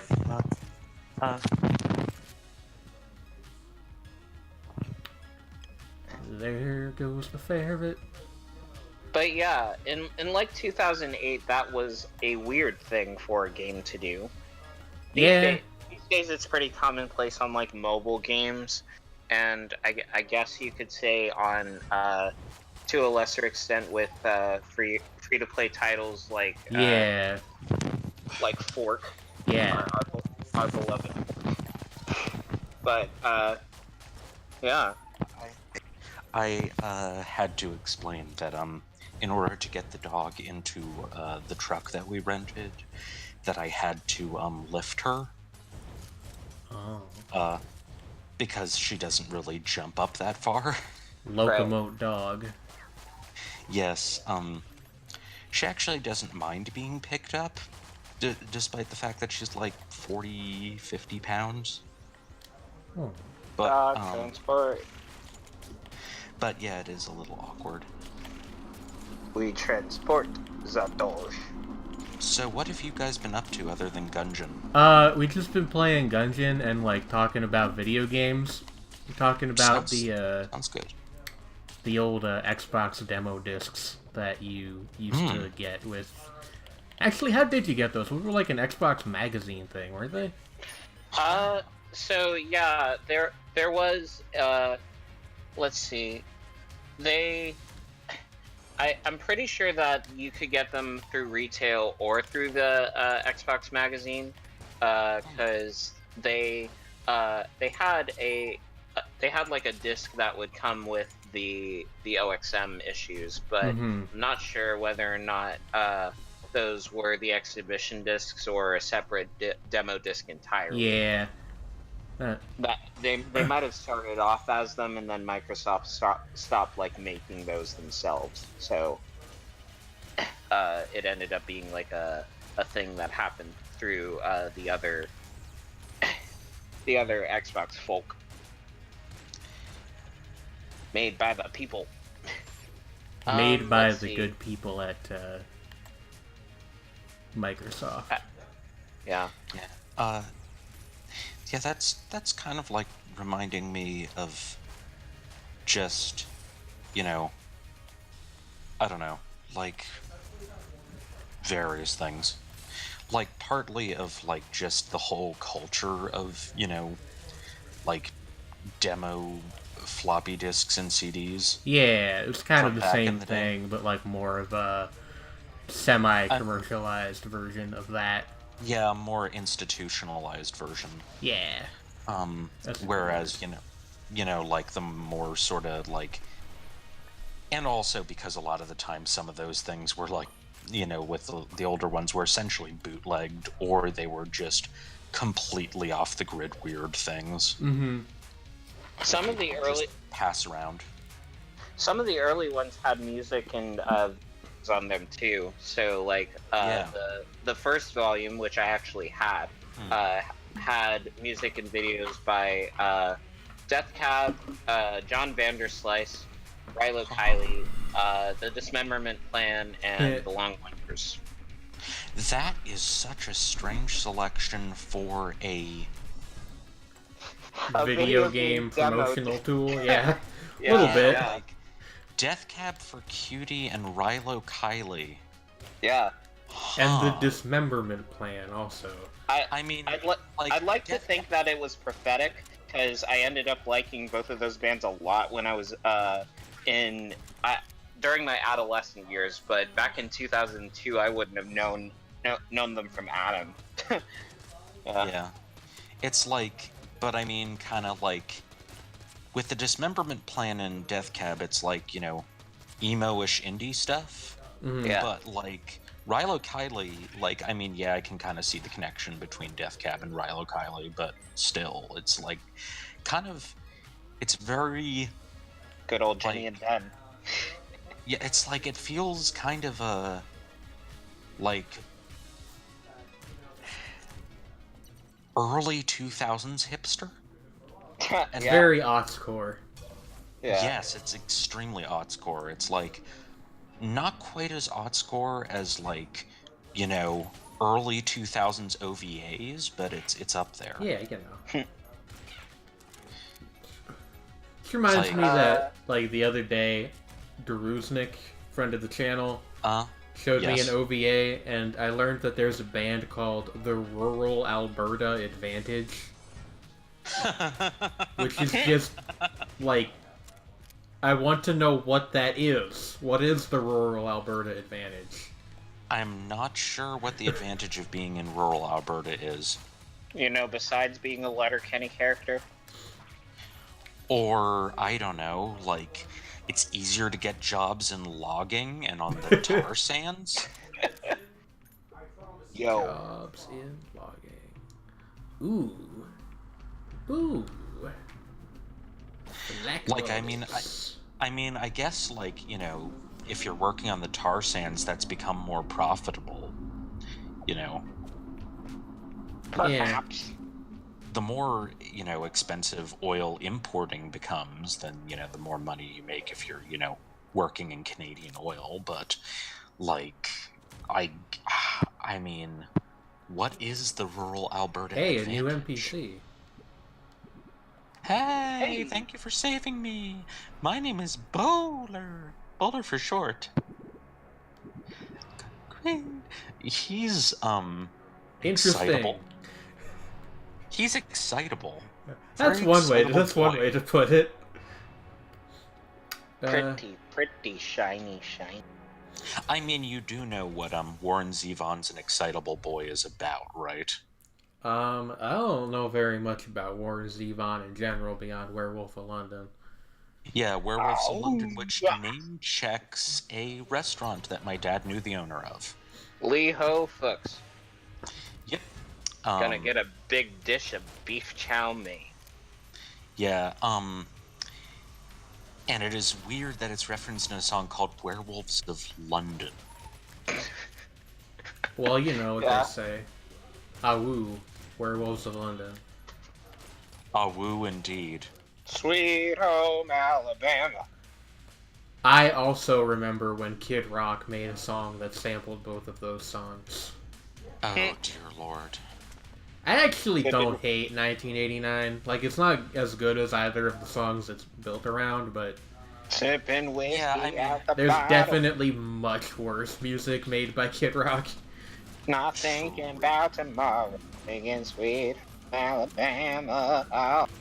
Also, He has apparently fairly interesting sample choices, given the fact that the reason why he wrote a chorus for a Butthole Surfers song is because he sampled them. yeah, dude's weird on many levels. Yes. I mean, honestly, like, the fact of the matter is that, like, with people who make kind of questionable music, they tend to be, like, it's not like, they're rarely, like, boring people. Yeah, like, you could accuse Kid Rock of many things, and I would. But I don't think you could call him boring. Yeah, it's like, if you know, it's like, if it's music that isn't good because, like, it doesn't have... Wait, what just happened? You just jumped into the tar pit. I tried to push the table into the pit for literally no reason and accidentally rolled into the pit instead. Oh, no. That was very clever. Oh, no. Oh, opera. Yeah. I remember hearing that story from the one Pod in the Shadows episode on that band. On the Butthole Surfers, yes. On fucking what's the name of that song? Pepper. The Shame of Life. Well, no, that is the name of the later song. It was on Pepper because Pepper managed to get into the top 40 and got a surprising amount of airplay and video play. I like that song. I don't think I know anything else by the band, but I like that song. Who was sleeping? Who was it? Who was asleep in my bed last night? Is one of them? I think is the title. Is fairly well known. In terms of other weird, like, early stuff of theirs, there's is anything else from Electric Larry Land what? I'm missing the last. Good. Oh, The Shaw Sleeps in Lee Harvey's Grave. I was about to say that one. That's from their first album, and it is. Oh, you just jumped into a pit. Yeah, it doesn't. That doesn't do anything up here, though. Thankfully. But The Shaw Sleeps in Lee Harvey's Grave is, basically just. It's kind of like proto noisecore, and also involves, like, just really weird statements. I have a suggestion. The Shaw Sleeps and Lee Harvey Raves. I mean, like, Butthole Surfers concerts were pretty rave-like, despite the music being much more aggressive. But yeah, like, oh god, what's another, like, good example of their sound? Hey is another one. Something. Which these guys really had a way with song titles, huh? Something is, like, a really ominous title if you know the song, simply because the fact that it just builds and builds really slowly on top of, like, these dual drum parts that are just really this, like, ominous pounding tribal beat. And, like, Gibby Haynes just sounds, like, more and more off. Yeah, they're considered, like, I guess, psychedelic rock, acid rock, kind of, but a very weird kind of psychedelia. Psychedasic rock. like they were kind of like almost a fusion of hardcore and psychedelia, if you could, yeah, I guess, like early on, and then they sort of mellowed out a little more gradually. Like, but yeah, a lot of it had to do with just like that very punk attitude towards everything. Like the whole point of like things. Sredni? Yes? Did we lose a ferret? You became a No. robot for a little bit, was all. Okay. No. That's appropriate given that I was talking about the Butthole Surfers cover of Hurdy-Gurdy Man, which has... You know? It's a good cover, honestly. Have you ever considered that, like, I'll be your hurdy-gurdy man? Those are probably not the lyrics to the song. I don't think I've ever heard it. I suggest looking it up. It's a good song. Perhaps. You know what else is a good song? What? The mashup that Trey made of Laffy Taffy by D4L and... what was the other one? Clear by Pusher. There you go. Huh. It is a piece of work that I feel like represents my intentions as an artist far greater than any original work of mine ever. Oh my. That's kind of relatable. Girl, shake that Laffy Taffy. I'm just reminded, it's just, but I was just reminded of like the fact that somebody Just watching me? no, that Always there's feel my that they're just, well, yeah, good song incidentally. Yes. But oh god, what was I gonna say? Was okay, I got it.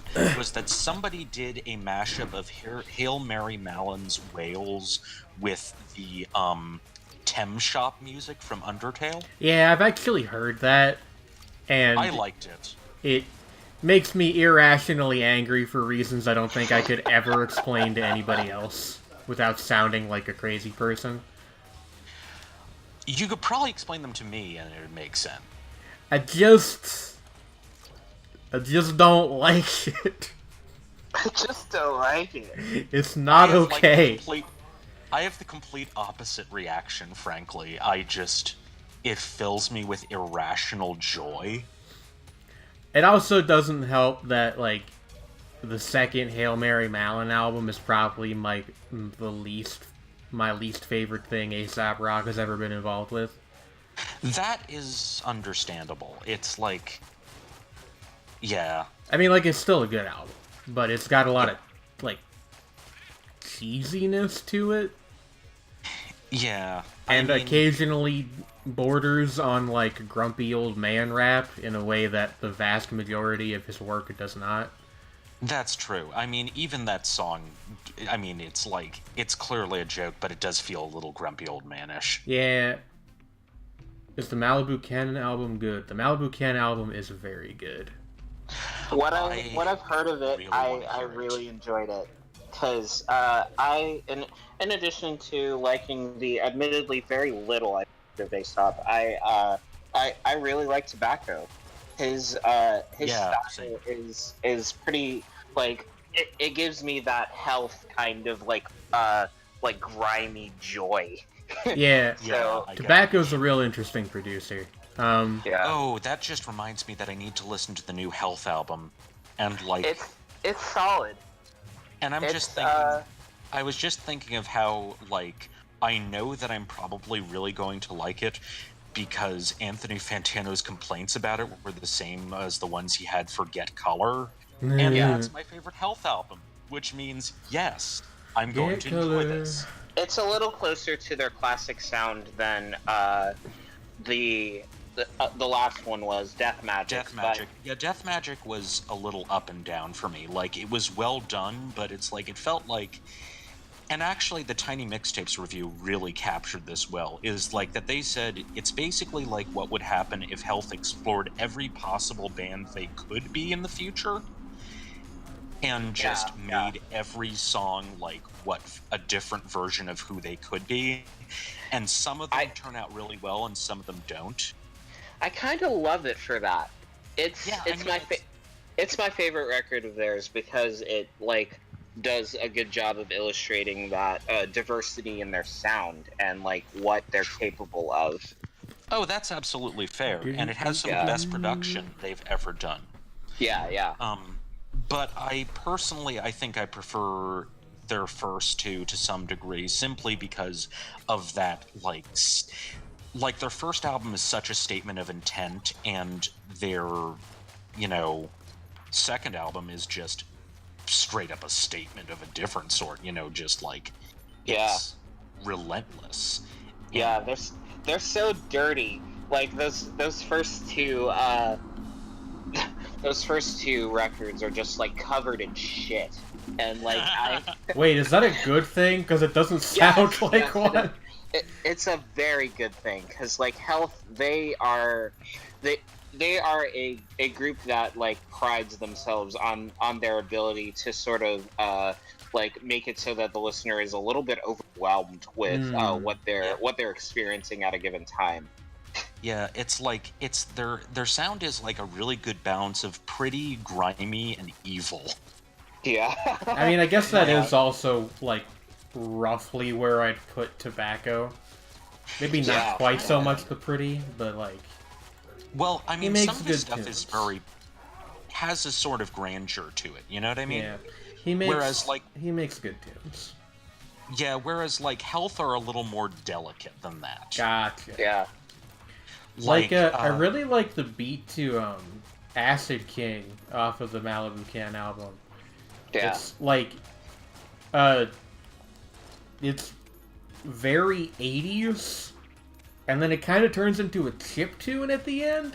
It's interesting. The thing about like Tobacco's production and really his work with Black Moth before is like people don't like really think of it this way that much, but like actually I've noticed that he actually uses a fair number of microtonal tunings in his synth work.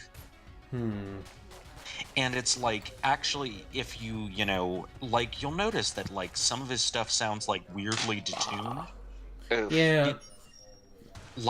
And it's very clearly intentional, like that he intentionally has like the synths tuned down, but there's also like chords in there that are like not normal chords. Like rather than major or minor, he'll throw in like a neutral chord, which is very distinctive sounding and very strange. I believe Bacco is self-taught, so that would make sense.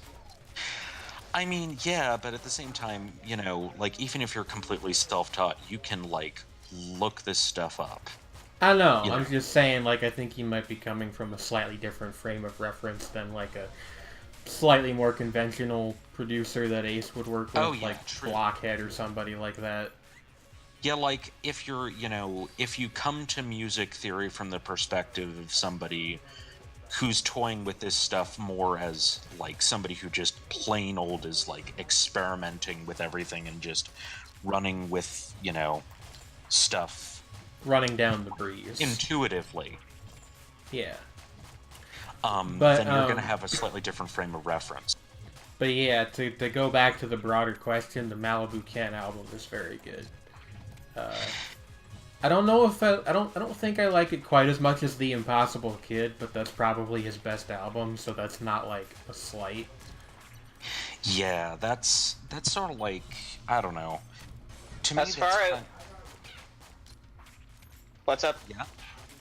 I was just going to say that, to me that's sort of like to think of, like an artist with a sort of recent situation like that. It's like saying, that I didn't like Jutegeit's ambient sort of monolith Penetralia as much as I liked his album Oviri, but the fact is Oviri is maybe the best thing he has ever done, period.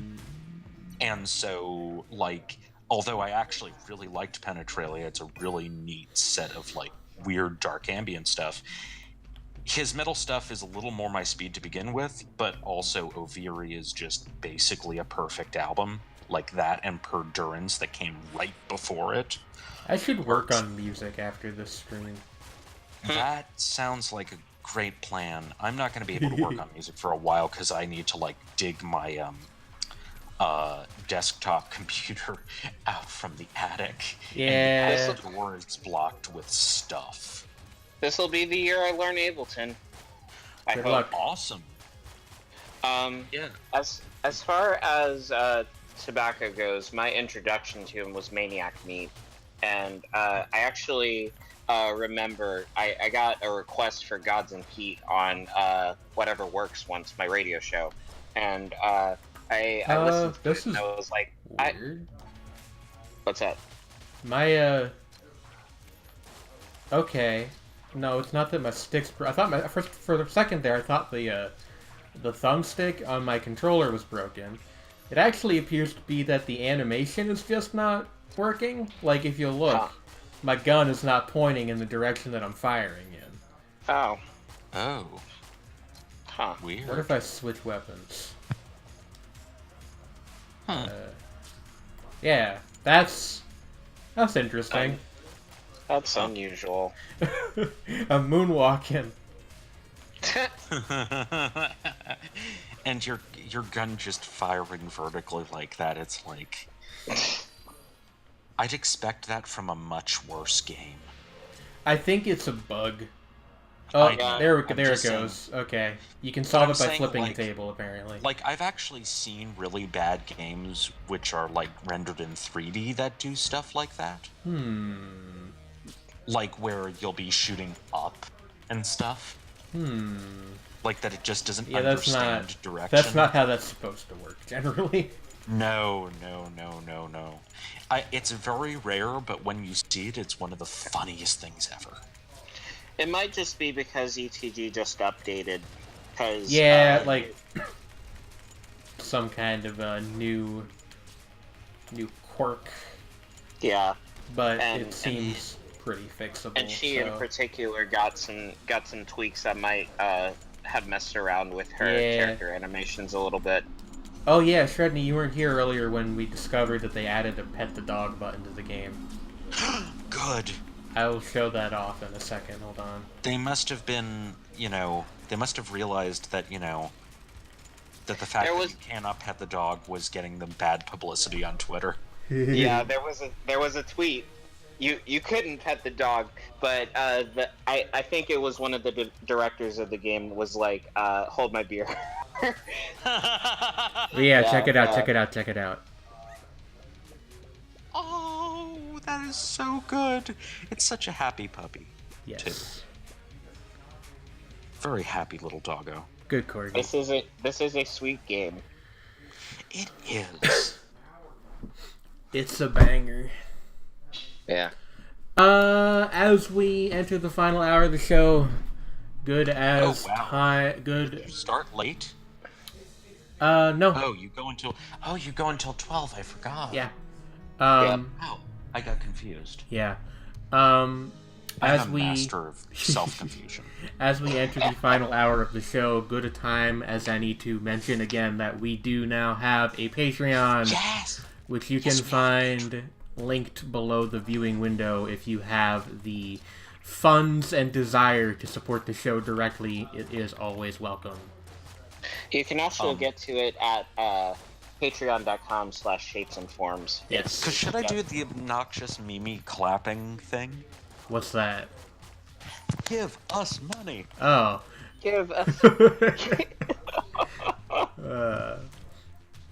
I will also start linking it in the YouTube descriptions of the guys.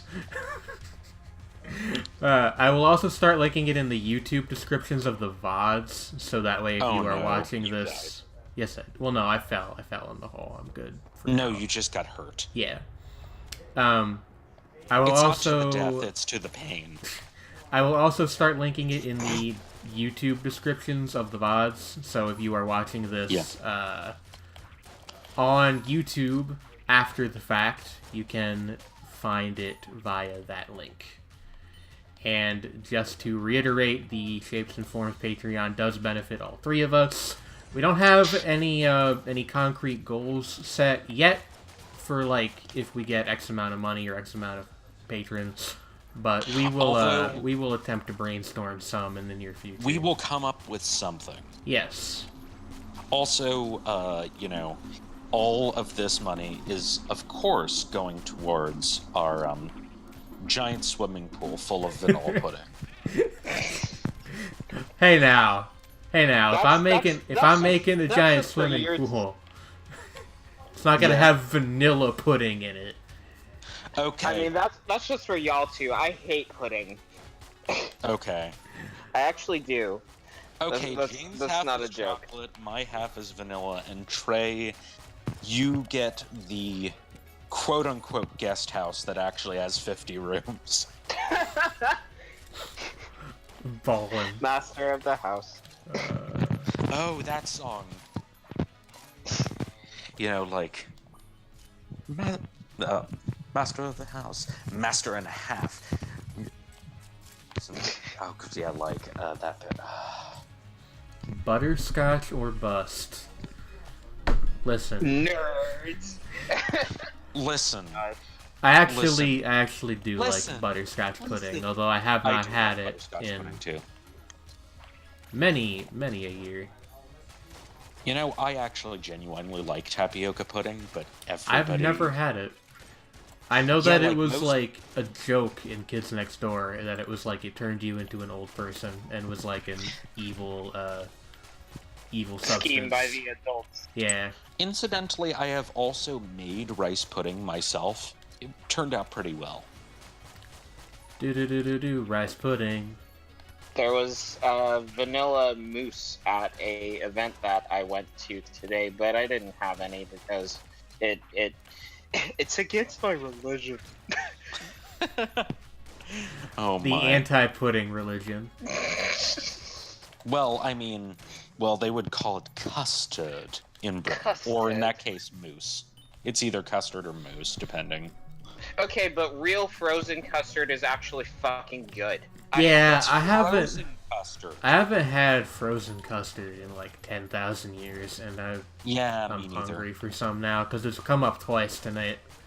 Also, I will take y'all to Goodberries if either of you show up in North Carolina. Welcome to Goodberries, home of the Goodberries. May I take your order? I'm sorry. I've never even seen that movie. I haven't, but I do remember the original sketches from all of it. It's one of my mom's favorite movies, which is just weird. That is deeply bizarre to me. Yeah. Your mom is a cherished gift. My mom is an odd person. Yeah. My mom was around too early to actually be a goth. My mom is cultured. I don't know about that one, but if you say so. No, I'm talking about my mom. No. Heinz was raking a remark at me. Cultured. Yeah. Yeah. It's like. But yeah.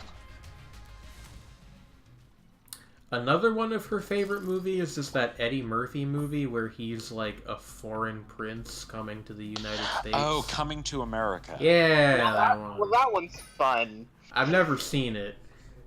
It's a product of its time, but it's fun. Does my mom like Freddy Got Fingered? I don't know for sure, but I'm gonna go ahead and guess no. My extremely Catholic mother does not enjoy the film Freddy Got Fingered. Oh boy. My extremely Catholic, extremely German mother. Oh god. Oh my. Bad comedy films. I'm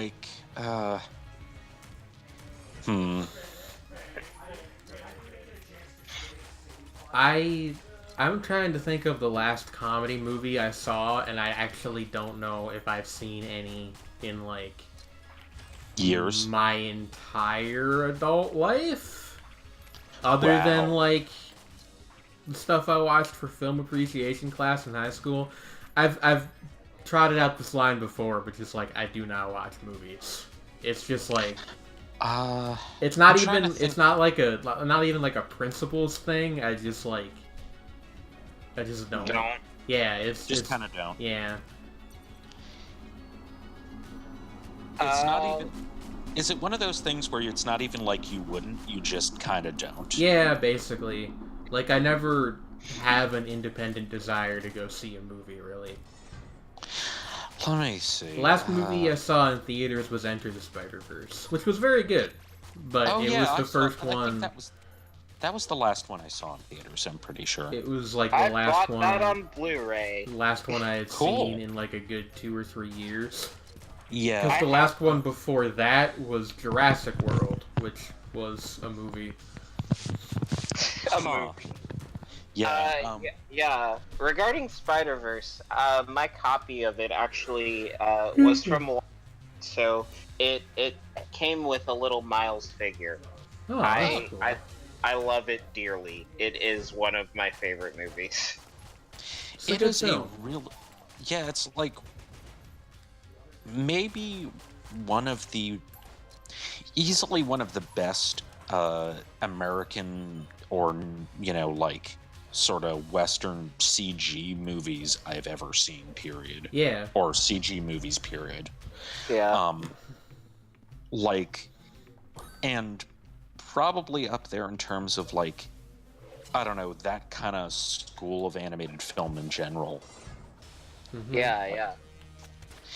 I hope the fact that it did so well means we will get more movies like that. I would appreciate that. Apparently, actually, did you know that, like, there were, one of the main guys who was involved in, like, doing, direction and animation on it was, a Japanese guy whose name is escaping me, Tatsuya Shimada, I believe was his name, who they actually, animation, sort of courses in Japan are bringing him over to teach people who want to be CG animators in Japan to like sort of teach some of their techniques. Mm-hmm. That's cool. Because like a lot of like Japan's kind of the funny thing is that they've been like doing stuff with CG since like the early 80s, but in terms of like there's kind of been this weird rift between 2D and 3D animation that's gotten kind of weird in Japan that doesn't exist as much in the States.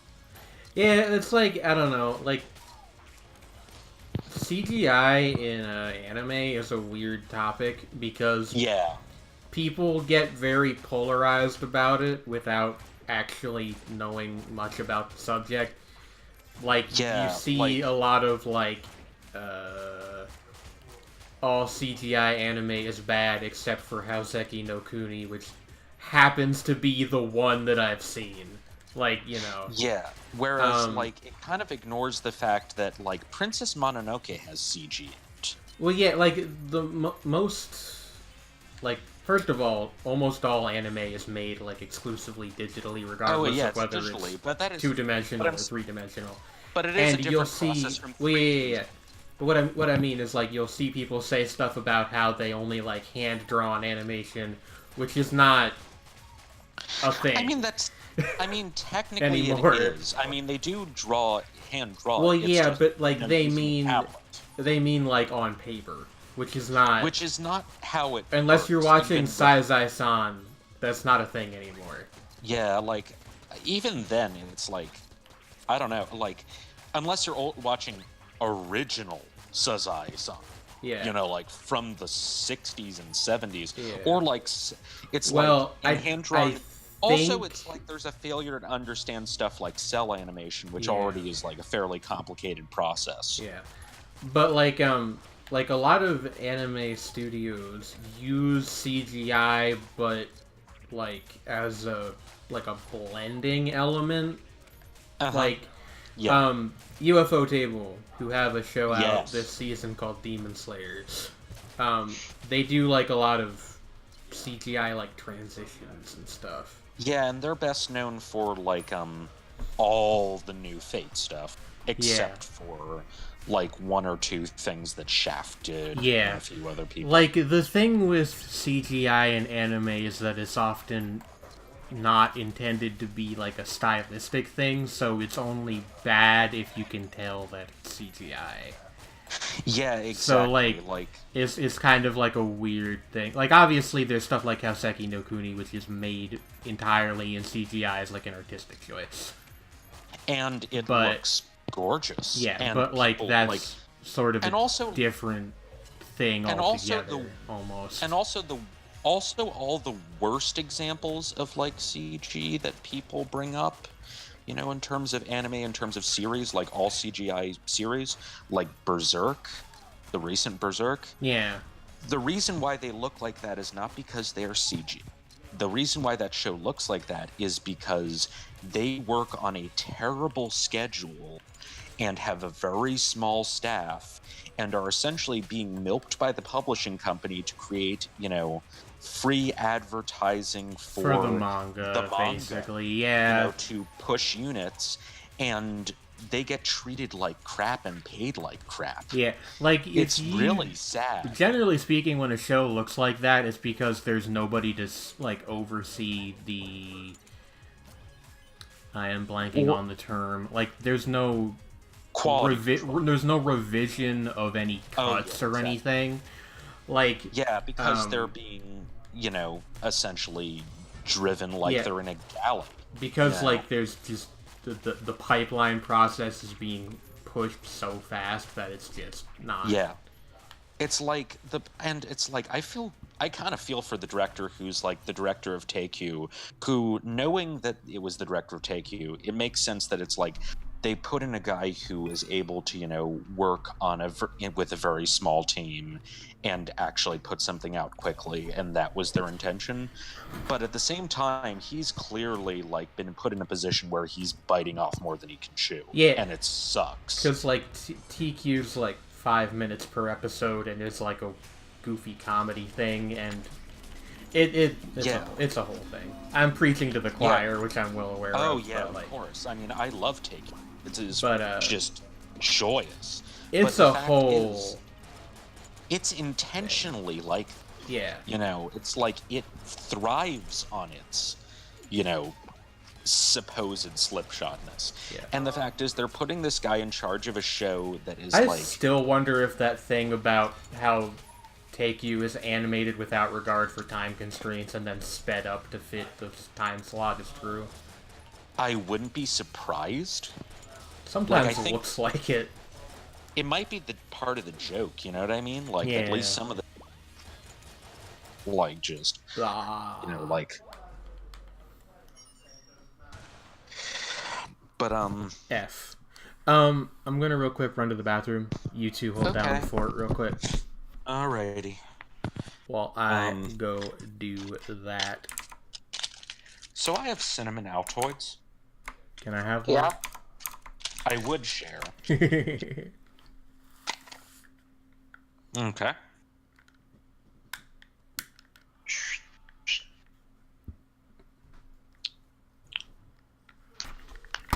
I know Avra. I know. Avra is Laika. Who's Avra? Who's Laika? Trey? Yeah? Oh, okay. I was just making sure you were there. Still here. Cinnamon candy hurts me. I'm sorry. We love the pain.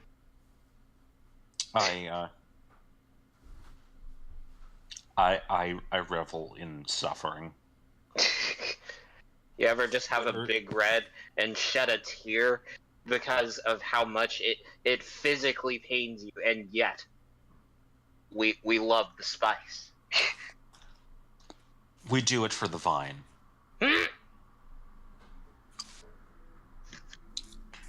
I ain't gonna do it. We do it for the culture. I got the majority of a mellow mushroom pizza for free today, from Neat. from being at class, because we have a class where it's us learning to write comics, and we had Cool. we had pizza this time, so I took a pizza home. Neat. Yeah. Let's see. As for my own comic thing that I'm putting together for that class, my plan is Oh, after it's done, I will be putting that in my zine, because that is a cool. I have. I also wrote a short story, so that's going to be in there too.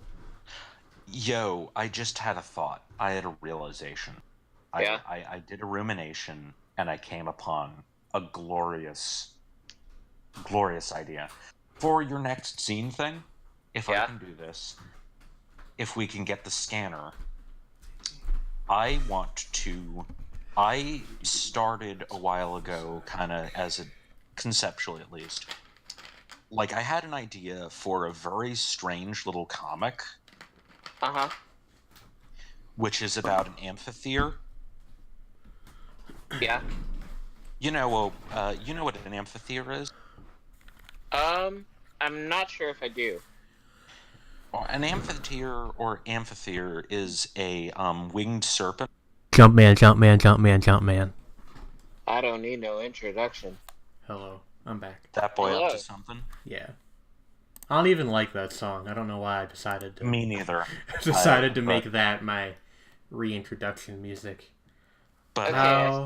How are y'all doing? I was just gonna say that I had an idea for a comic I could contribute to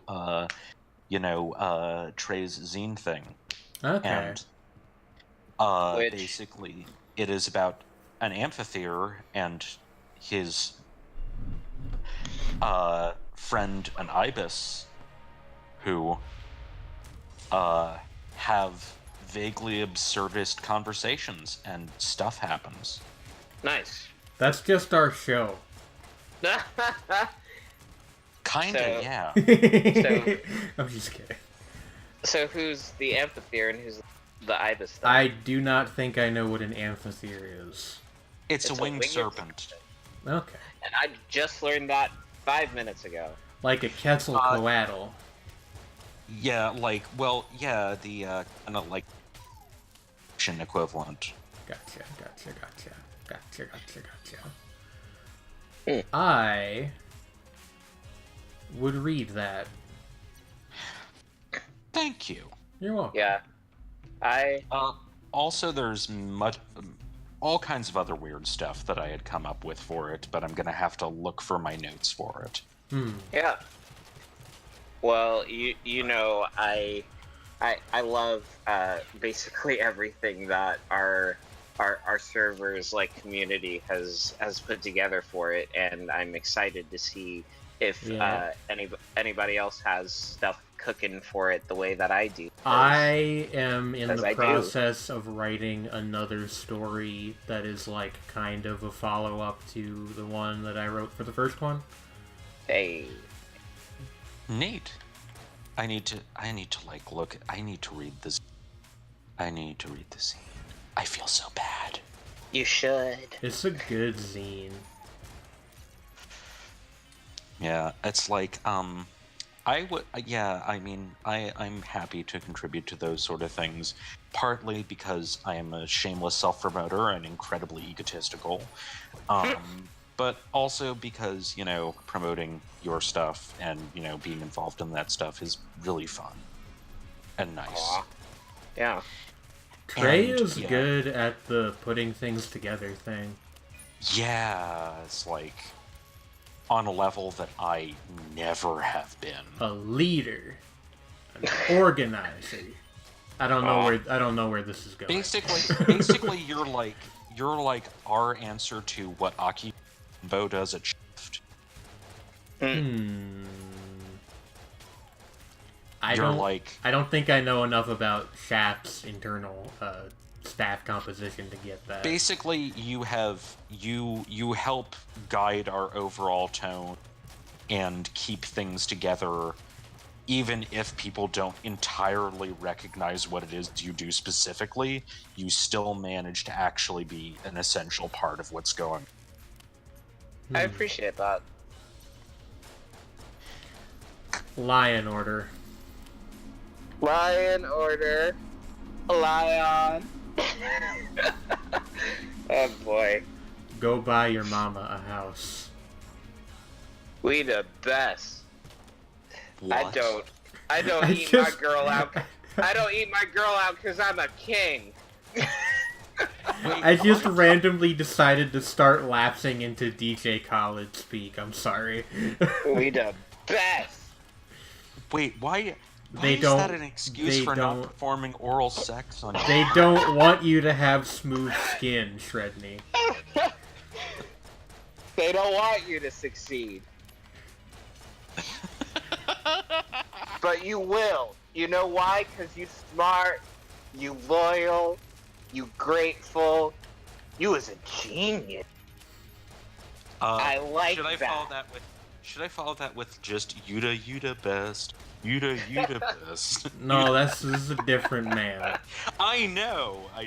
I'd rather be thinking about that. God, I fucking That's hate what that made song. me happy on that tank. I know, but I'd rather be But thinking so about that big, than I could DJ probably Khaled. celebrate this. When my album drop and girls will buy it for the picture and niggas will buy it too and claim they got it from their sister. Oh god. I actually Oh, like boy. that lyric, but the That is a chorus good is really lyric. what annoys me in that song. Yeah. Oh boy. That mixtape is 10 years old. Fuck. Fuck. Yeah. It doesn't. It got- I think Good Kid, Mad City turns 10 in a couple of years too, doesn't it? It got a Spotify re-release. Like, let's see. Good Kid. Isn't Nicholas F on that tape? Maybe. Or was that only yeah. earlier? Yeah, Good Kid, Mad City came out in 2012, so it's coming. Shit. Jesus. 7 years old. Yeah. Wow. It's old enough to be in grade school now. I didn't know that College Humor, the website, was old enough itself to be in college. That's not surprising, come to think of it, because It's- yeah, like I remember College Humor being a big deal during the Me first too, Bush Hines. administration. It's 19 years old. It was founded in 1999. Why time gotta move forward? I ask myself this question every day of the week. So Welcome like, to Shapes and Forms, where we make you feel old. Oh boy. I mean, like, it's weird, because we only have... I think this is going to be, like, the 34th episode of Shapes and Forms. But we've already been doing it for, like, 2 years. yeah. Oh my god, our show's old enough to make talk. Yeah, like, I think the second anniversary is coming up in, like, a couple days. Goo Like goo I actually gaga. started talking at like 6 months or so. So like I'm a freak.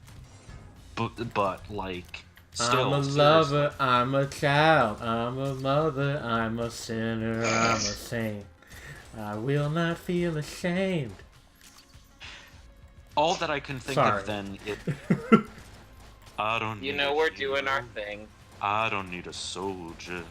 Did when I was younger, but now I'm so much older. The best part of our show don't is need a always father. like the last I half don't wanna hour be when it father. just degrades into nonsense. It's our That trademark. That's a great song.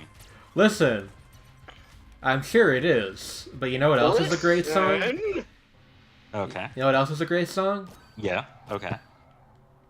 Old Town Road by Oh, Lil Nas X. Jesus. Oh my goodness. Did you know that's the #1 song in the country, Sredni? Did you know that? Did you know It's that? the #1 song in the country now? It's the #1 on Billboard, bud. Holy fuck! We did it. The Yeehaw movement has succeeded. Yeah! And not just that, but it got a...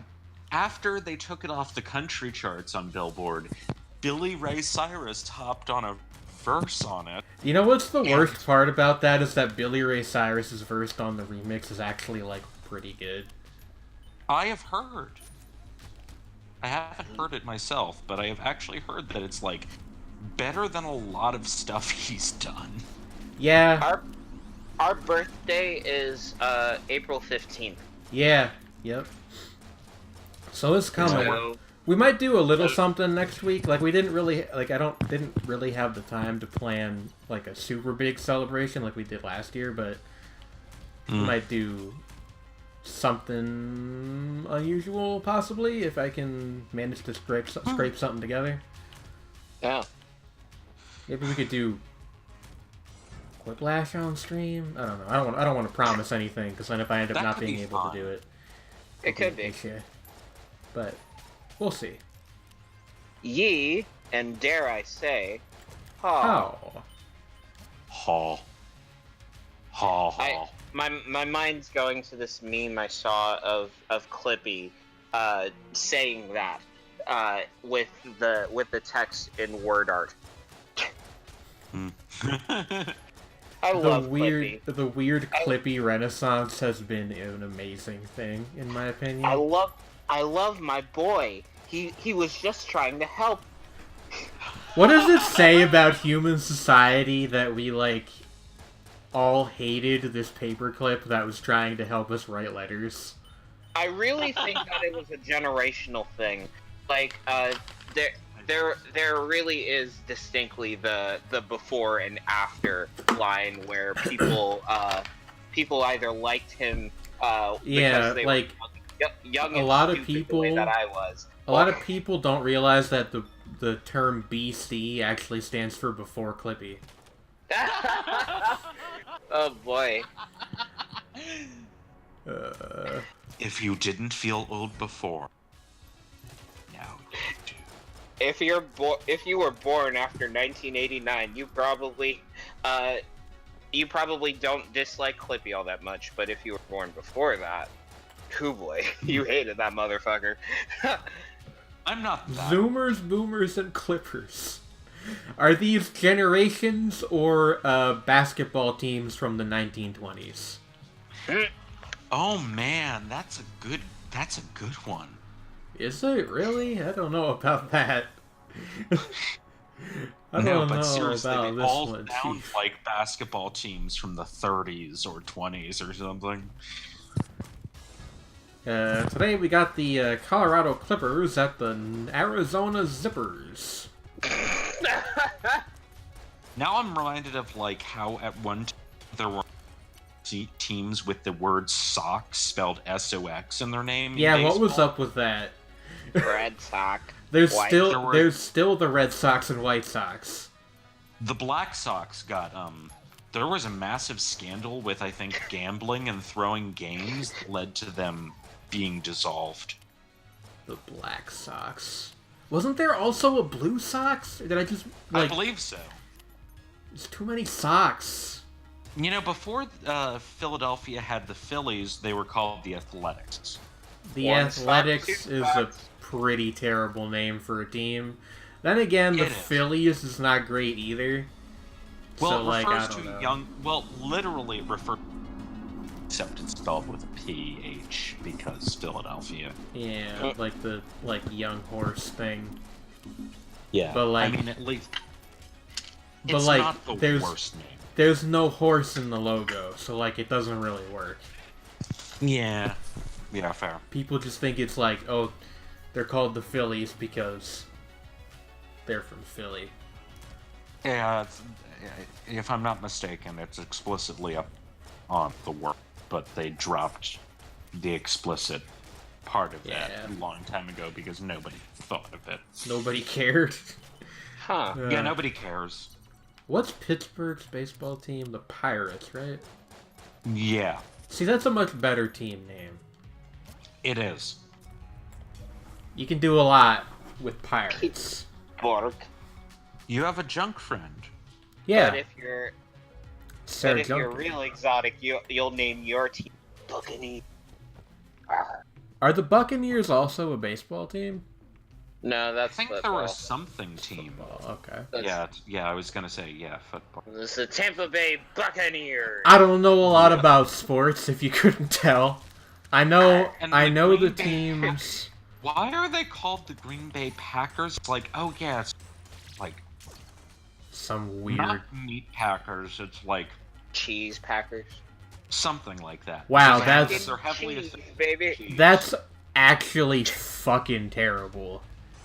I know, right? They should God. get like a cooler name. Because boy. because they have those like foam wheels of cheese that they. Oh the no, God! It's really stupid. Fucking Christ! I like that I live in a city now where all the sports teams have at least decent names. Actually, y'all were totally right. It was meat packing. Still bad, but But they still wear cheese on their heads. So what Yeah. the fuck? I have well, that- cheese on my well, head, that's- but don't call well, me a that's presumably cheesehead. just Wisconsin doing Just because they're Wisconsin, doing Wisconsin. But why is it called Green Bay? Are they in anything resembling a bay? I mean, maybe there is a bay in Green Bay. Because of the Great Lakes, but I guess. Yeah, at the head of Green Bay, a sub-basin of Lake the Michigan. sexiest sports team name? I don't know. The The I mean- 49ers. I get it, but I don't know. They're so close. They're so I was close. gonna They say- just need 20 more. I was gonna say the Jazz, contrary to what Theodore Adorno might think, those guys, if it's Jazz, those guys fucked. And the Heat, Yeah, because naturally. like I said, I'm happy that I live in a city where the teams have decent names now. Like we've got two baseball teams. We got the Cubs and the White Sox. The White Sox is kind of weird. We have the Bears, which is a perfectly fine name for a football team. And And also we is have- pretty sexy if you have the right knowledge. That's true. Yeah. And we The have Chicago Twinks would have been 2 on the nose. and we have what was the second half of what Avra said? The Heat, good one, and I need. I need to research that Adorno reference. Oh yeah, He said some weird shit about how jazz musicians are eunuchs. Yeah, it's really bizarre. It's a very strange copy pasta that I have seen Oh, many yeah, it's times like- in my life.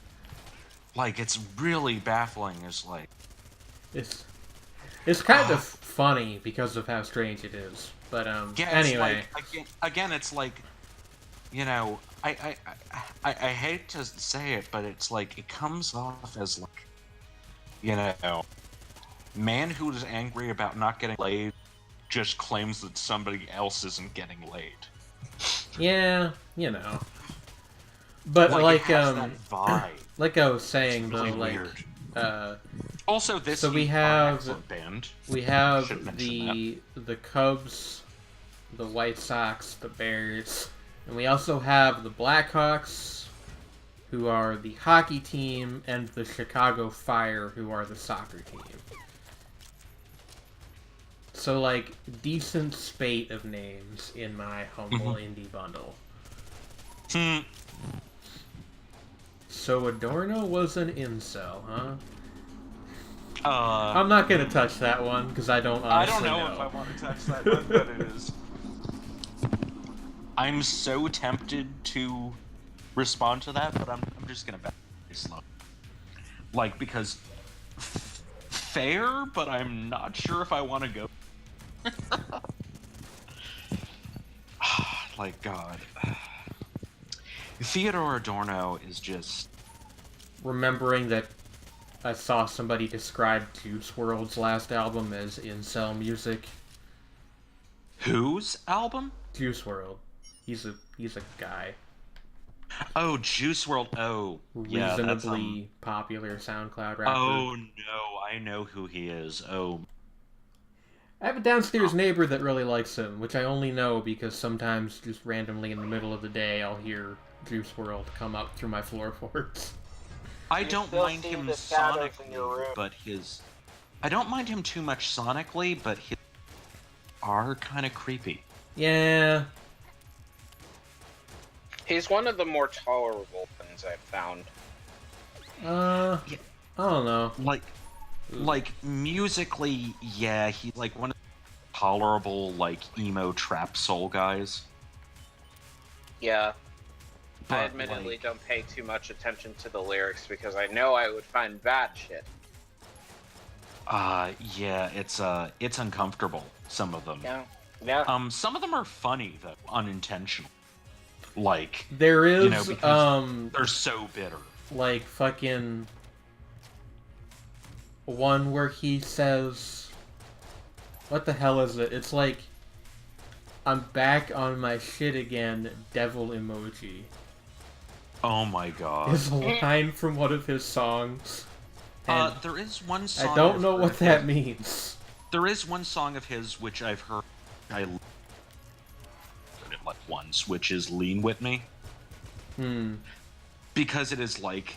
Fucked up legitimately because it's like a legitimately uncomfortable song about knowing that what you're doing is gonna fuck you up in the long run. And I guess. Like, the thing is, like, the guy that invented that whole thing as, like, a style of hip-hop that was popular was Future. And, like, I don't really like Future that much. So, like, fair. I certainly don't like, you know, Target Future brand imitators. Future. Yeah. It's not even Target brand Future, it's more like Kmart brand Future. Fair enough. But, like, it's just not... It's like, not my kind of music. So, like, because Target brand would imply it may or may not be a knockoff, but it's probably of decent quality. If it's hip-hop, I prefer songs that have at least some level of pulse to them. True point, yeah. Like, I don't know. But I don't know, it's like, I kind of like... Kind of what? Sorta. But yeah, it's just, I kind of liked how, like, legitimately morbid and morose that song is. Hey, there will be no quoting of Speeding Bullet to Heaven in my fucking chat. Oh, Jesus! That album has the best cover ever. It's just him standing in a field with, like, the fucking Mr. Crab meme filter on him. I thought it was like somebody shaking the camera back and it's really fast. Maybe, but, like, it reminds me of the Mr. Krabs thing. That's not unreasonable. It's, like, actually my favorite bad album cover ever, maybe? Yeah. Speeding Bullet to Heaven, everything that I've heard about it, and the tiny amount of stuff that I've heard of it, kind of makes me think, wow, it's like... I listened to one song and I was out. It's like somebody trying to do Jandik for normal people. No, that implies that Kid Cudi knows who Jandik is, which I don't think is true. Actually wouldn't be entirely surprised, but... Like... It's just... I don't know how to describe the song that I heard off of Speeding Bullet to Heaven. It's like a very weirdly tepid attempt at, like, post-grunge. Yeah, that's most what I heard is that it's like it's a strange album, but done wrong. Like, it's wrong on levels that, like, you know, if it succeeded, it probably wouldn't be very good, but it's, like, broken on some fundamental level. It's been really fun to see albums that have come out in recent years that have made people look at the fucking Lil Wayne record that he did when he wanted to be a rock musician and be like, maybe this actually wasn't as bad as we thought it was. Because it can apparently get much worse. Since that were like, ooh. Oh, like apparently the Logic album Supermarket soundtrack was apparently also sort of in that vein. Like I've actually heard it's worse. I just don't. Yeah, like I just stop that. That's unfortunate because I actually do kind of like Logic. I appreciate Logic's character. Like, he seems like a nice guy. And he's like a reasonably skilled rapper. But the music of his that I have heard has this. It kind of reminds me, and it's kind of surprising to me that he's so popular because of this, but it kind of reminds me of the same problems that, like, a lot of the people on Rhyme Sayers used to have, like Greaves and even Atmosphere to an extent, where it's just like, it's competent, but also, like, it's kind of just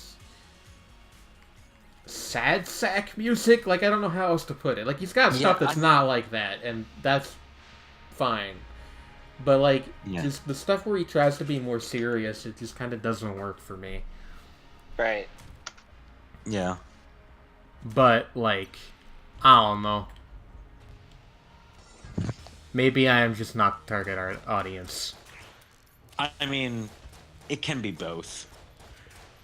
It can be right. It can be both. It can be wrong. You know, it can be anything you want. It can be you. Oh my goodness. What? I don't know. What? I'm just so tired.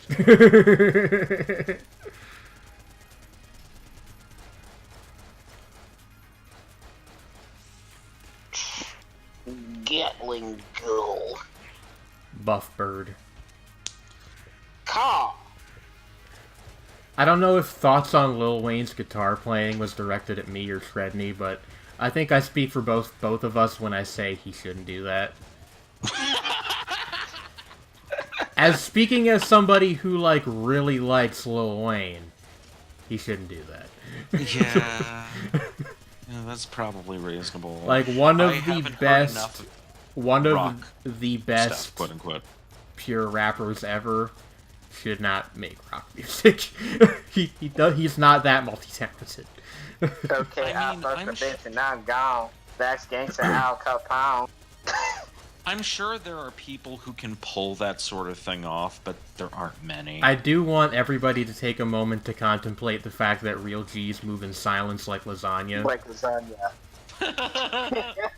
Oh my god, I appreciate that level of wordplay. It's, like, ridiculous, but it's good. What the hell? Hey. Oh my god. Why are you fighting a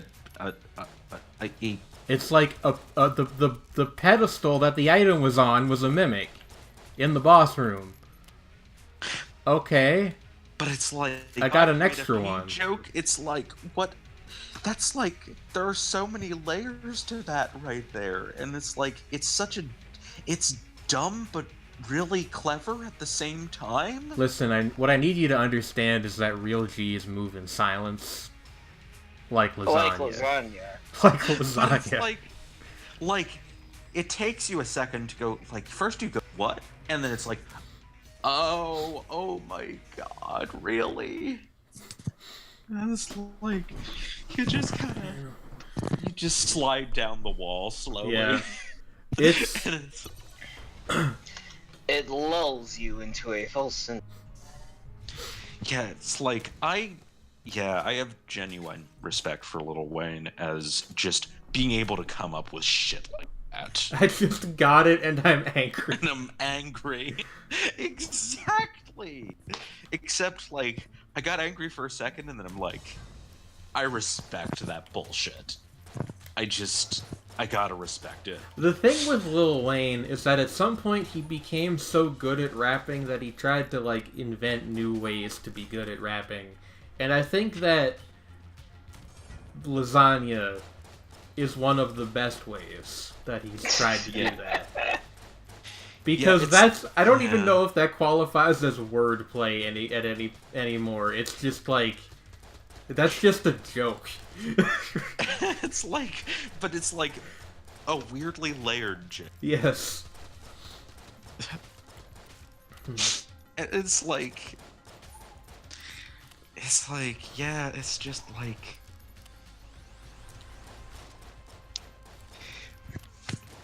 it's just, I don't have any words left anymore. He stole them. Lil Wayne stole my words. Lil Wayne appeared to me at the foot of my bed and took my vocabulary. That bitch motherfucker stole my words. It's how he manages to write stuff without putting it to paper.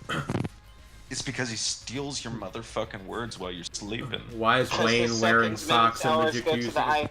Almighty power of the chopper, sister, brother, son, daughter, father, motherfucking hopper, got the Maserati dancing on the bridge, pussy poppin', tell the coppers, ha ha ha ha. Oh god. I believe that is from a Millie. A young money millionaire, tougher. His criteria compared to your career just isn't fair. He's a venereal disease, like a menstrual bleed. Through the pencil and leak on the sheet, the tablet of his mind, cause he ain't right shit. Time. Lil Wayne is the hag that plagues me when I have sleep paralysis. Oh, I love this community. My only wish is that we had enough people that I could be like, somebody go Photoshop that, and then somebody would actually do it. Oh my god! I mean, fuck, I probably could if I wanted to. Just like a little, it's like a first-person perspective of somebody's bed, and you're looking down at the foot of it, and it's Lil Wayne shrouded in darkness. Hello, Lynx. No, better yet, what would be the best thing? You remember the famous by Henry Fuseli? It's one of his only paintings that people know, is The Nightmare, where it's like got the woman is asleep and she's clearly having a nightmare, and there's like a monster crouching on her, and there's a horse, like with blank white eyes looking around the side of the curtains to her bed. It's going, Lynx. We're actually almost over, but I was gonna say, is that it's going well. Is that like the horse should be it's like, God, I'm not sure who the horse should be, but it should be Lil Wayne Well, the other guy can be Baby. Baby can be the horse. Birdman. It's like Birdman is... It's like the horse is dressed like Bird. Or Drake. And... Drake would work too.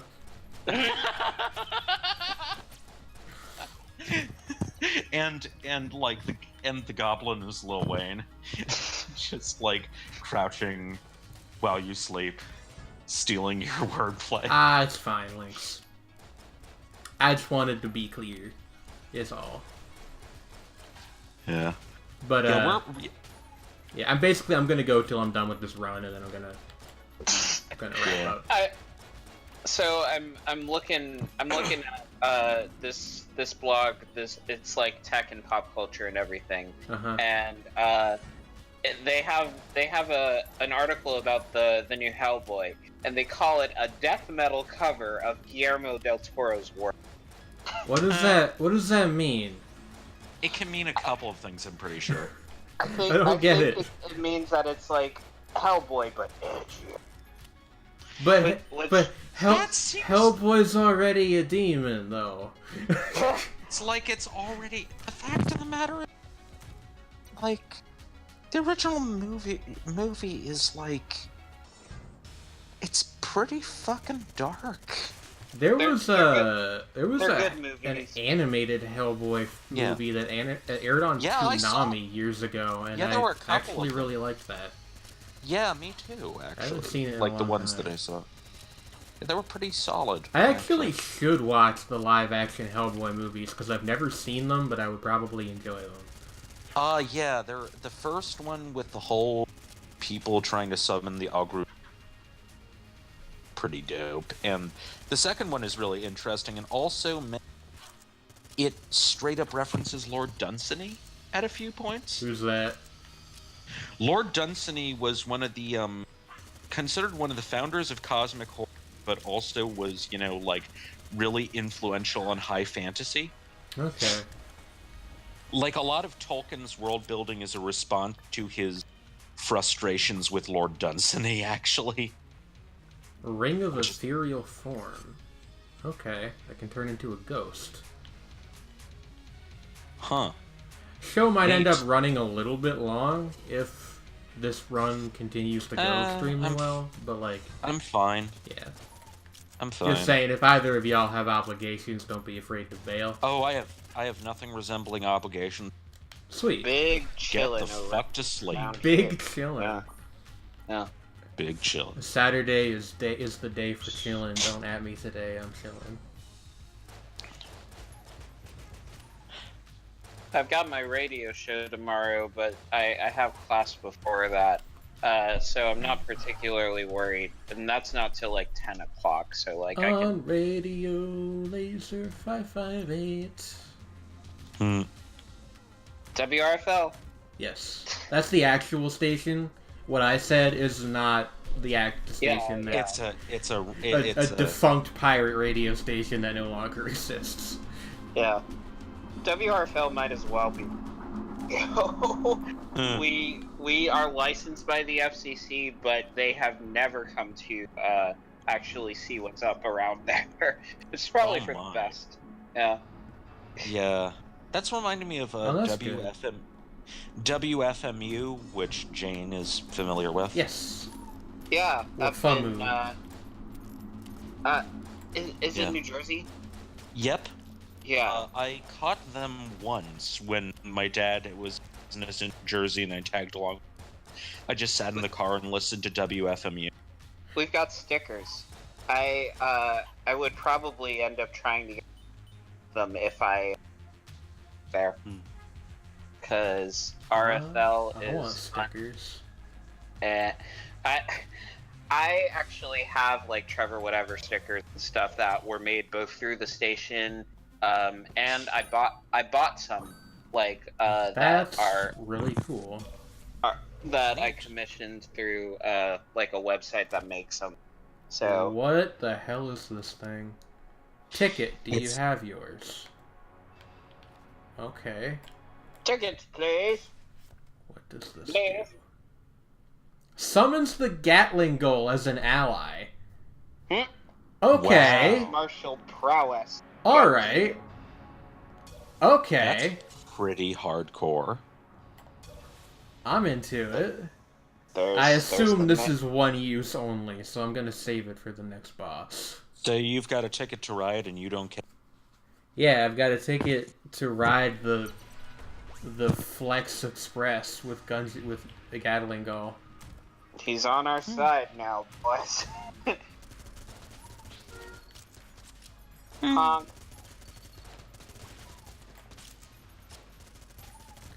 Gatling Gun will be like... Oh, I need to... Scree noises. Scree! Scraw!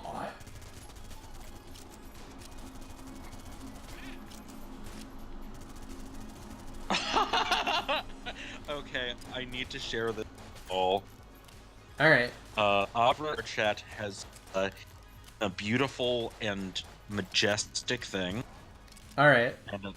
Okay, I need to... Yeah, drop it in the group DM, and I'll take a peek. Alright, I think you'll appreciate this. It's like, just... You... I see the notification. I'm going to look. Oh my fucking god. Hold on. This needs to be shared with the world. Let me get this open in a browser. I'm gonna just turn on screen share for a second. Like I know I am interrupting the stream, basically, but, like, also... This is so fucking important. This is extremely important. I just need everybody to look at this real quick. This extremely good Photoshop. I am losing my fucking mind. They came to me in the night and they said, "We just want to fuck every girl in the world." Hey, I got one for you. Wheezy F baby, and the F is for Photoshop. Oh my god. Oh my fucking Lanta. I think that's the single best thing this stream has ever produced. Like, that is kind of bar none. That is high fucking art. Oh, man.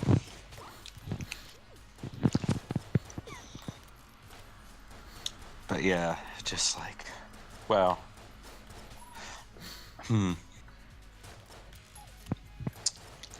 Phenomenal.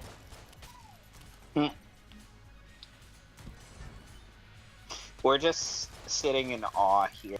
I have, like, what do I say? What can I even say? There's nothing that's funnier than that. I've been outdone on my own show.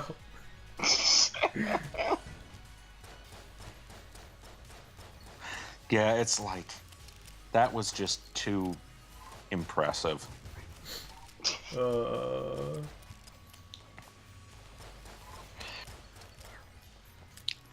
I mean, Lynx, you had to be there. Wait a second, was Lynx here for that discussion? I don't know if Lynx was here for the bizarre digression where we declared Lil Wayne to be a dream-stealing imp. No. Yeah, Lil Wayne literally steals your words. And so we decided to so I made the proposal that well, what you see right there. And Avra delivered on making our dreams a reality. Actually, you know what? Hold on. I think I can... I'm gonna do something real quick after I killed this spider. Just gonna download this image real quick. Download this image real quick. Just gonna go over to the editor. Oh no! Just gonna add source image, add source, add new source, browse, and there it is. Just gonna park that right here. Yes, good. Good. That's not in the way of anything, I don't think. Nah, it's just kind of. It might be covering up the HUD a little bit. Oh well. This is the true. It's fine. Thing. It's this fine. This late in the stream, I don't think anybody minds. We know. Just like I'm a genius under pressure. Ask us if you want to know how many has. If it's real pertinent information. I'll tell you right now, I got 2.5 hearts and 2 blanks left. 0 keys, 48 casings. I'm not out of ammo yet. Casings is what the money in this game is called. Yeah. Not to be confused with Casey Casing, which is what I assume the version of Casey Kasem that exists in this world is called. Yeah, that will be something. Let's see here. America's top. Like when talking about their equivalent to YouTube, it would be what? God, I was gonna do a variation on these guys are give a shit, but I don't know how to make that gun theme. You tried, and that's the important part. We're giving Hold it on, a I go. did just realize that's still showing the thing. There we go.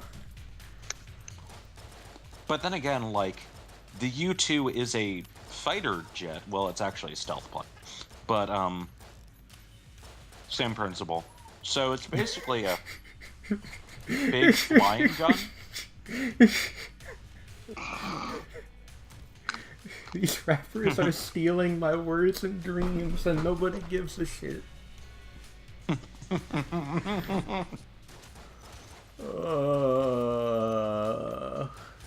Young Moolah, baby. That would be the most terrifying thing in the world if you're woken up in the middle of the night and you just hear, like, not whisper, but like softly, you just hear Young Moolah, baby, right in your ear. Young. Oh, God. It's like, it would be kind of like, you know, I'm trying to think of like a similarly unnerving thing to hear. Utterly ridiculous. If Young Metro don't trust you, you know the rest.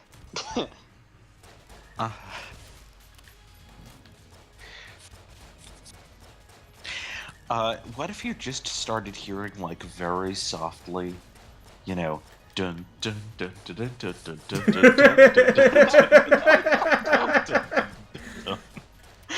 Who is this? Who is this Axel effing at my chamber door? Or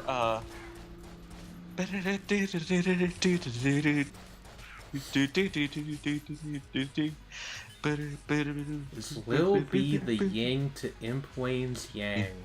That's more of like a philosophical question. I think. I don't know if I'm qualified to answer that. Either way, based.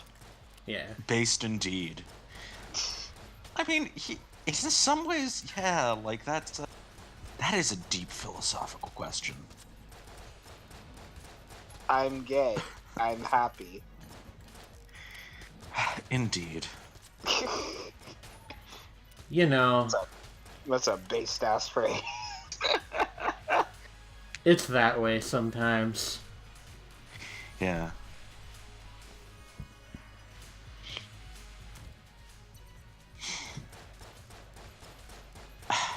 I want to find the boss so I can use my ticket. Ticket to ride. Yeah. Like, I'm trying even to not use blanks because I'm afraid I'll accidentally press the wrong bumper button. Art thou using a controller? You know, the guitar line to Ticket to Ride is like, you can kind of hear like half of the indie bands from the late 80s already in that song. Here we go. It's really get weird. it. Like that, like just that clarion clear, perfect guitar line. Gatling go. Kind of just gonna rely on him to do all the work here because I've just got like the bass pistol and also this thing, which is not super useful against bosses. Wait, what? It recharges? Hold on. He does appear to be doing work. Also, I've accidentally wasted both of my blanks, so I'm pretty good.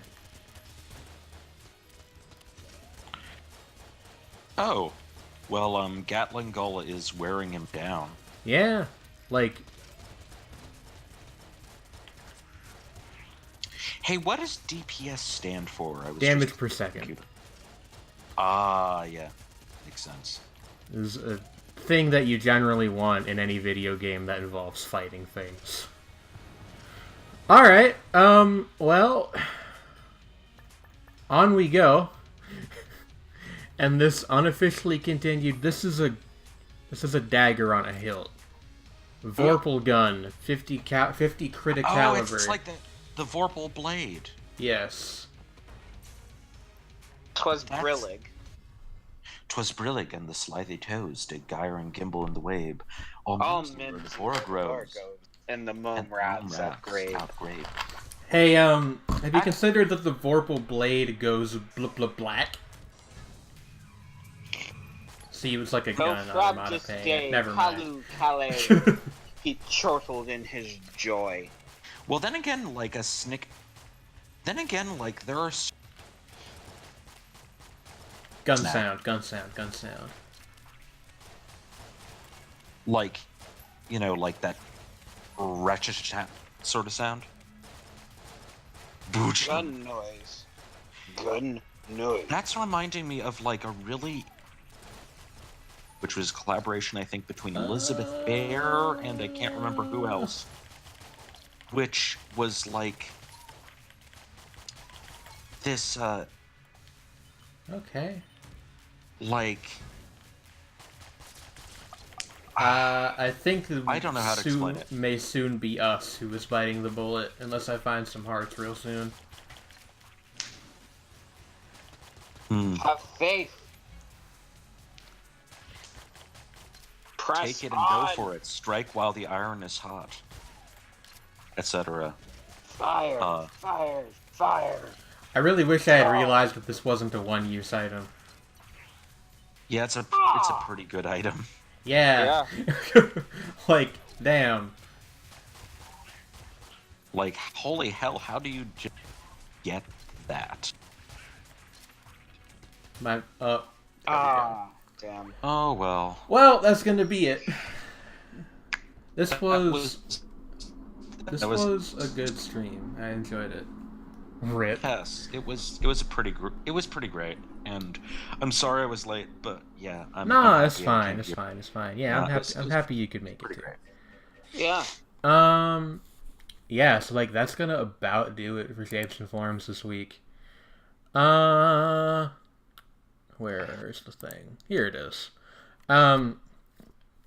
So once again, just to mention it, as is going to become tradition, we do have a Patreon, which you can find a link to below the viewing window. You could also go to patreon.com/shapesandforms if you would like to support the show financially.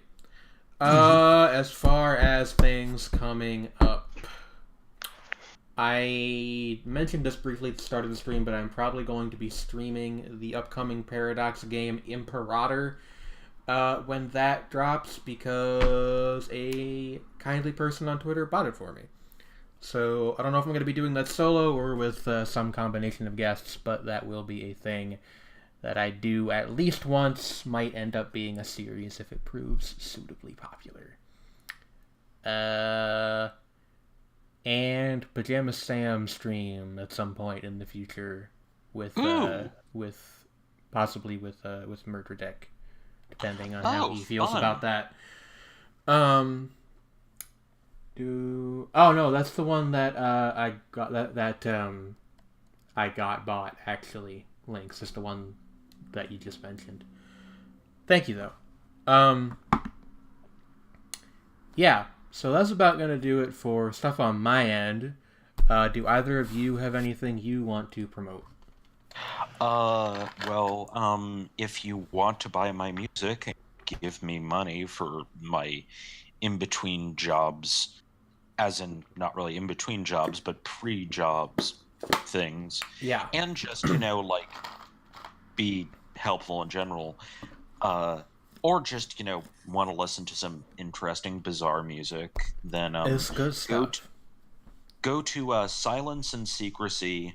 Consider that as one word. Silence and Secrecy, no spaces or hyphens or anything. .bandcamp.com.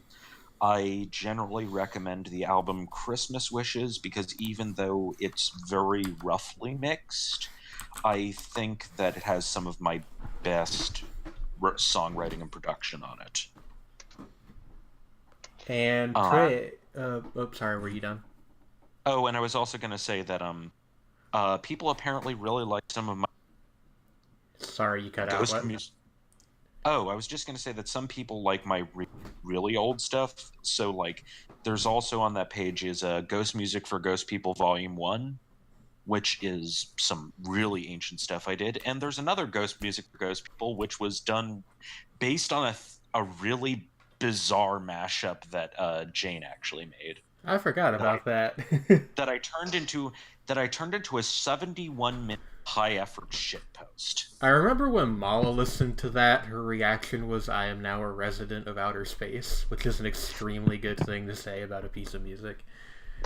Yes. I mean, it's like I literally turned a meme about involving Platinum Disco from Monogatari in 71-minute noise track. So yeah, it was pretty great.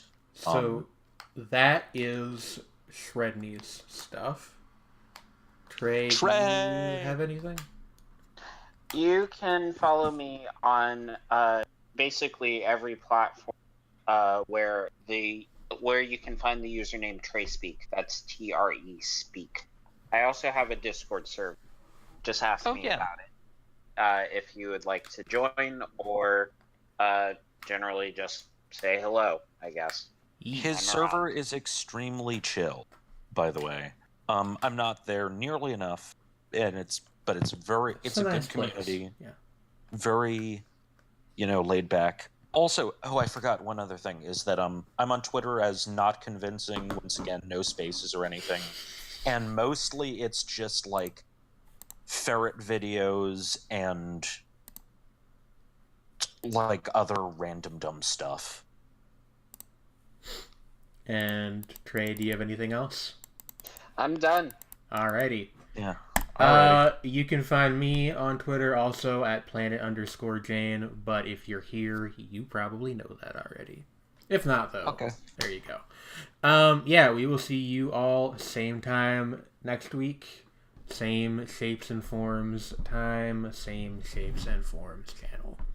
See y'all around. Okay. Bye-bye. Until then. See you.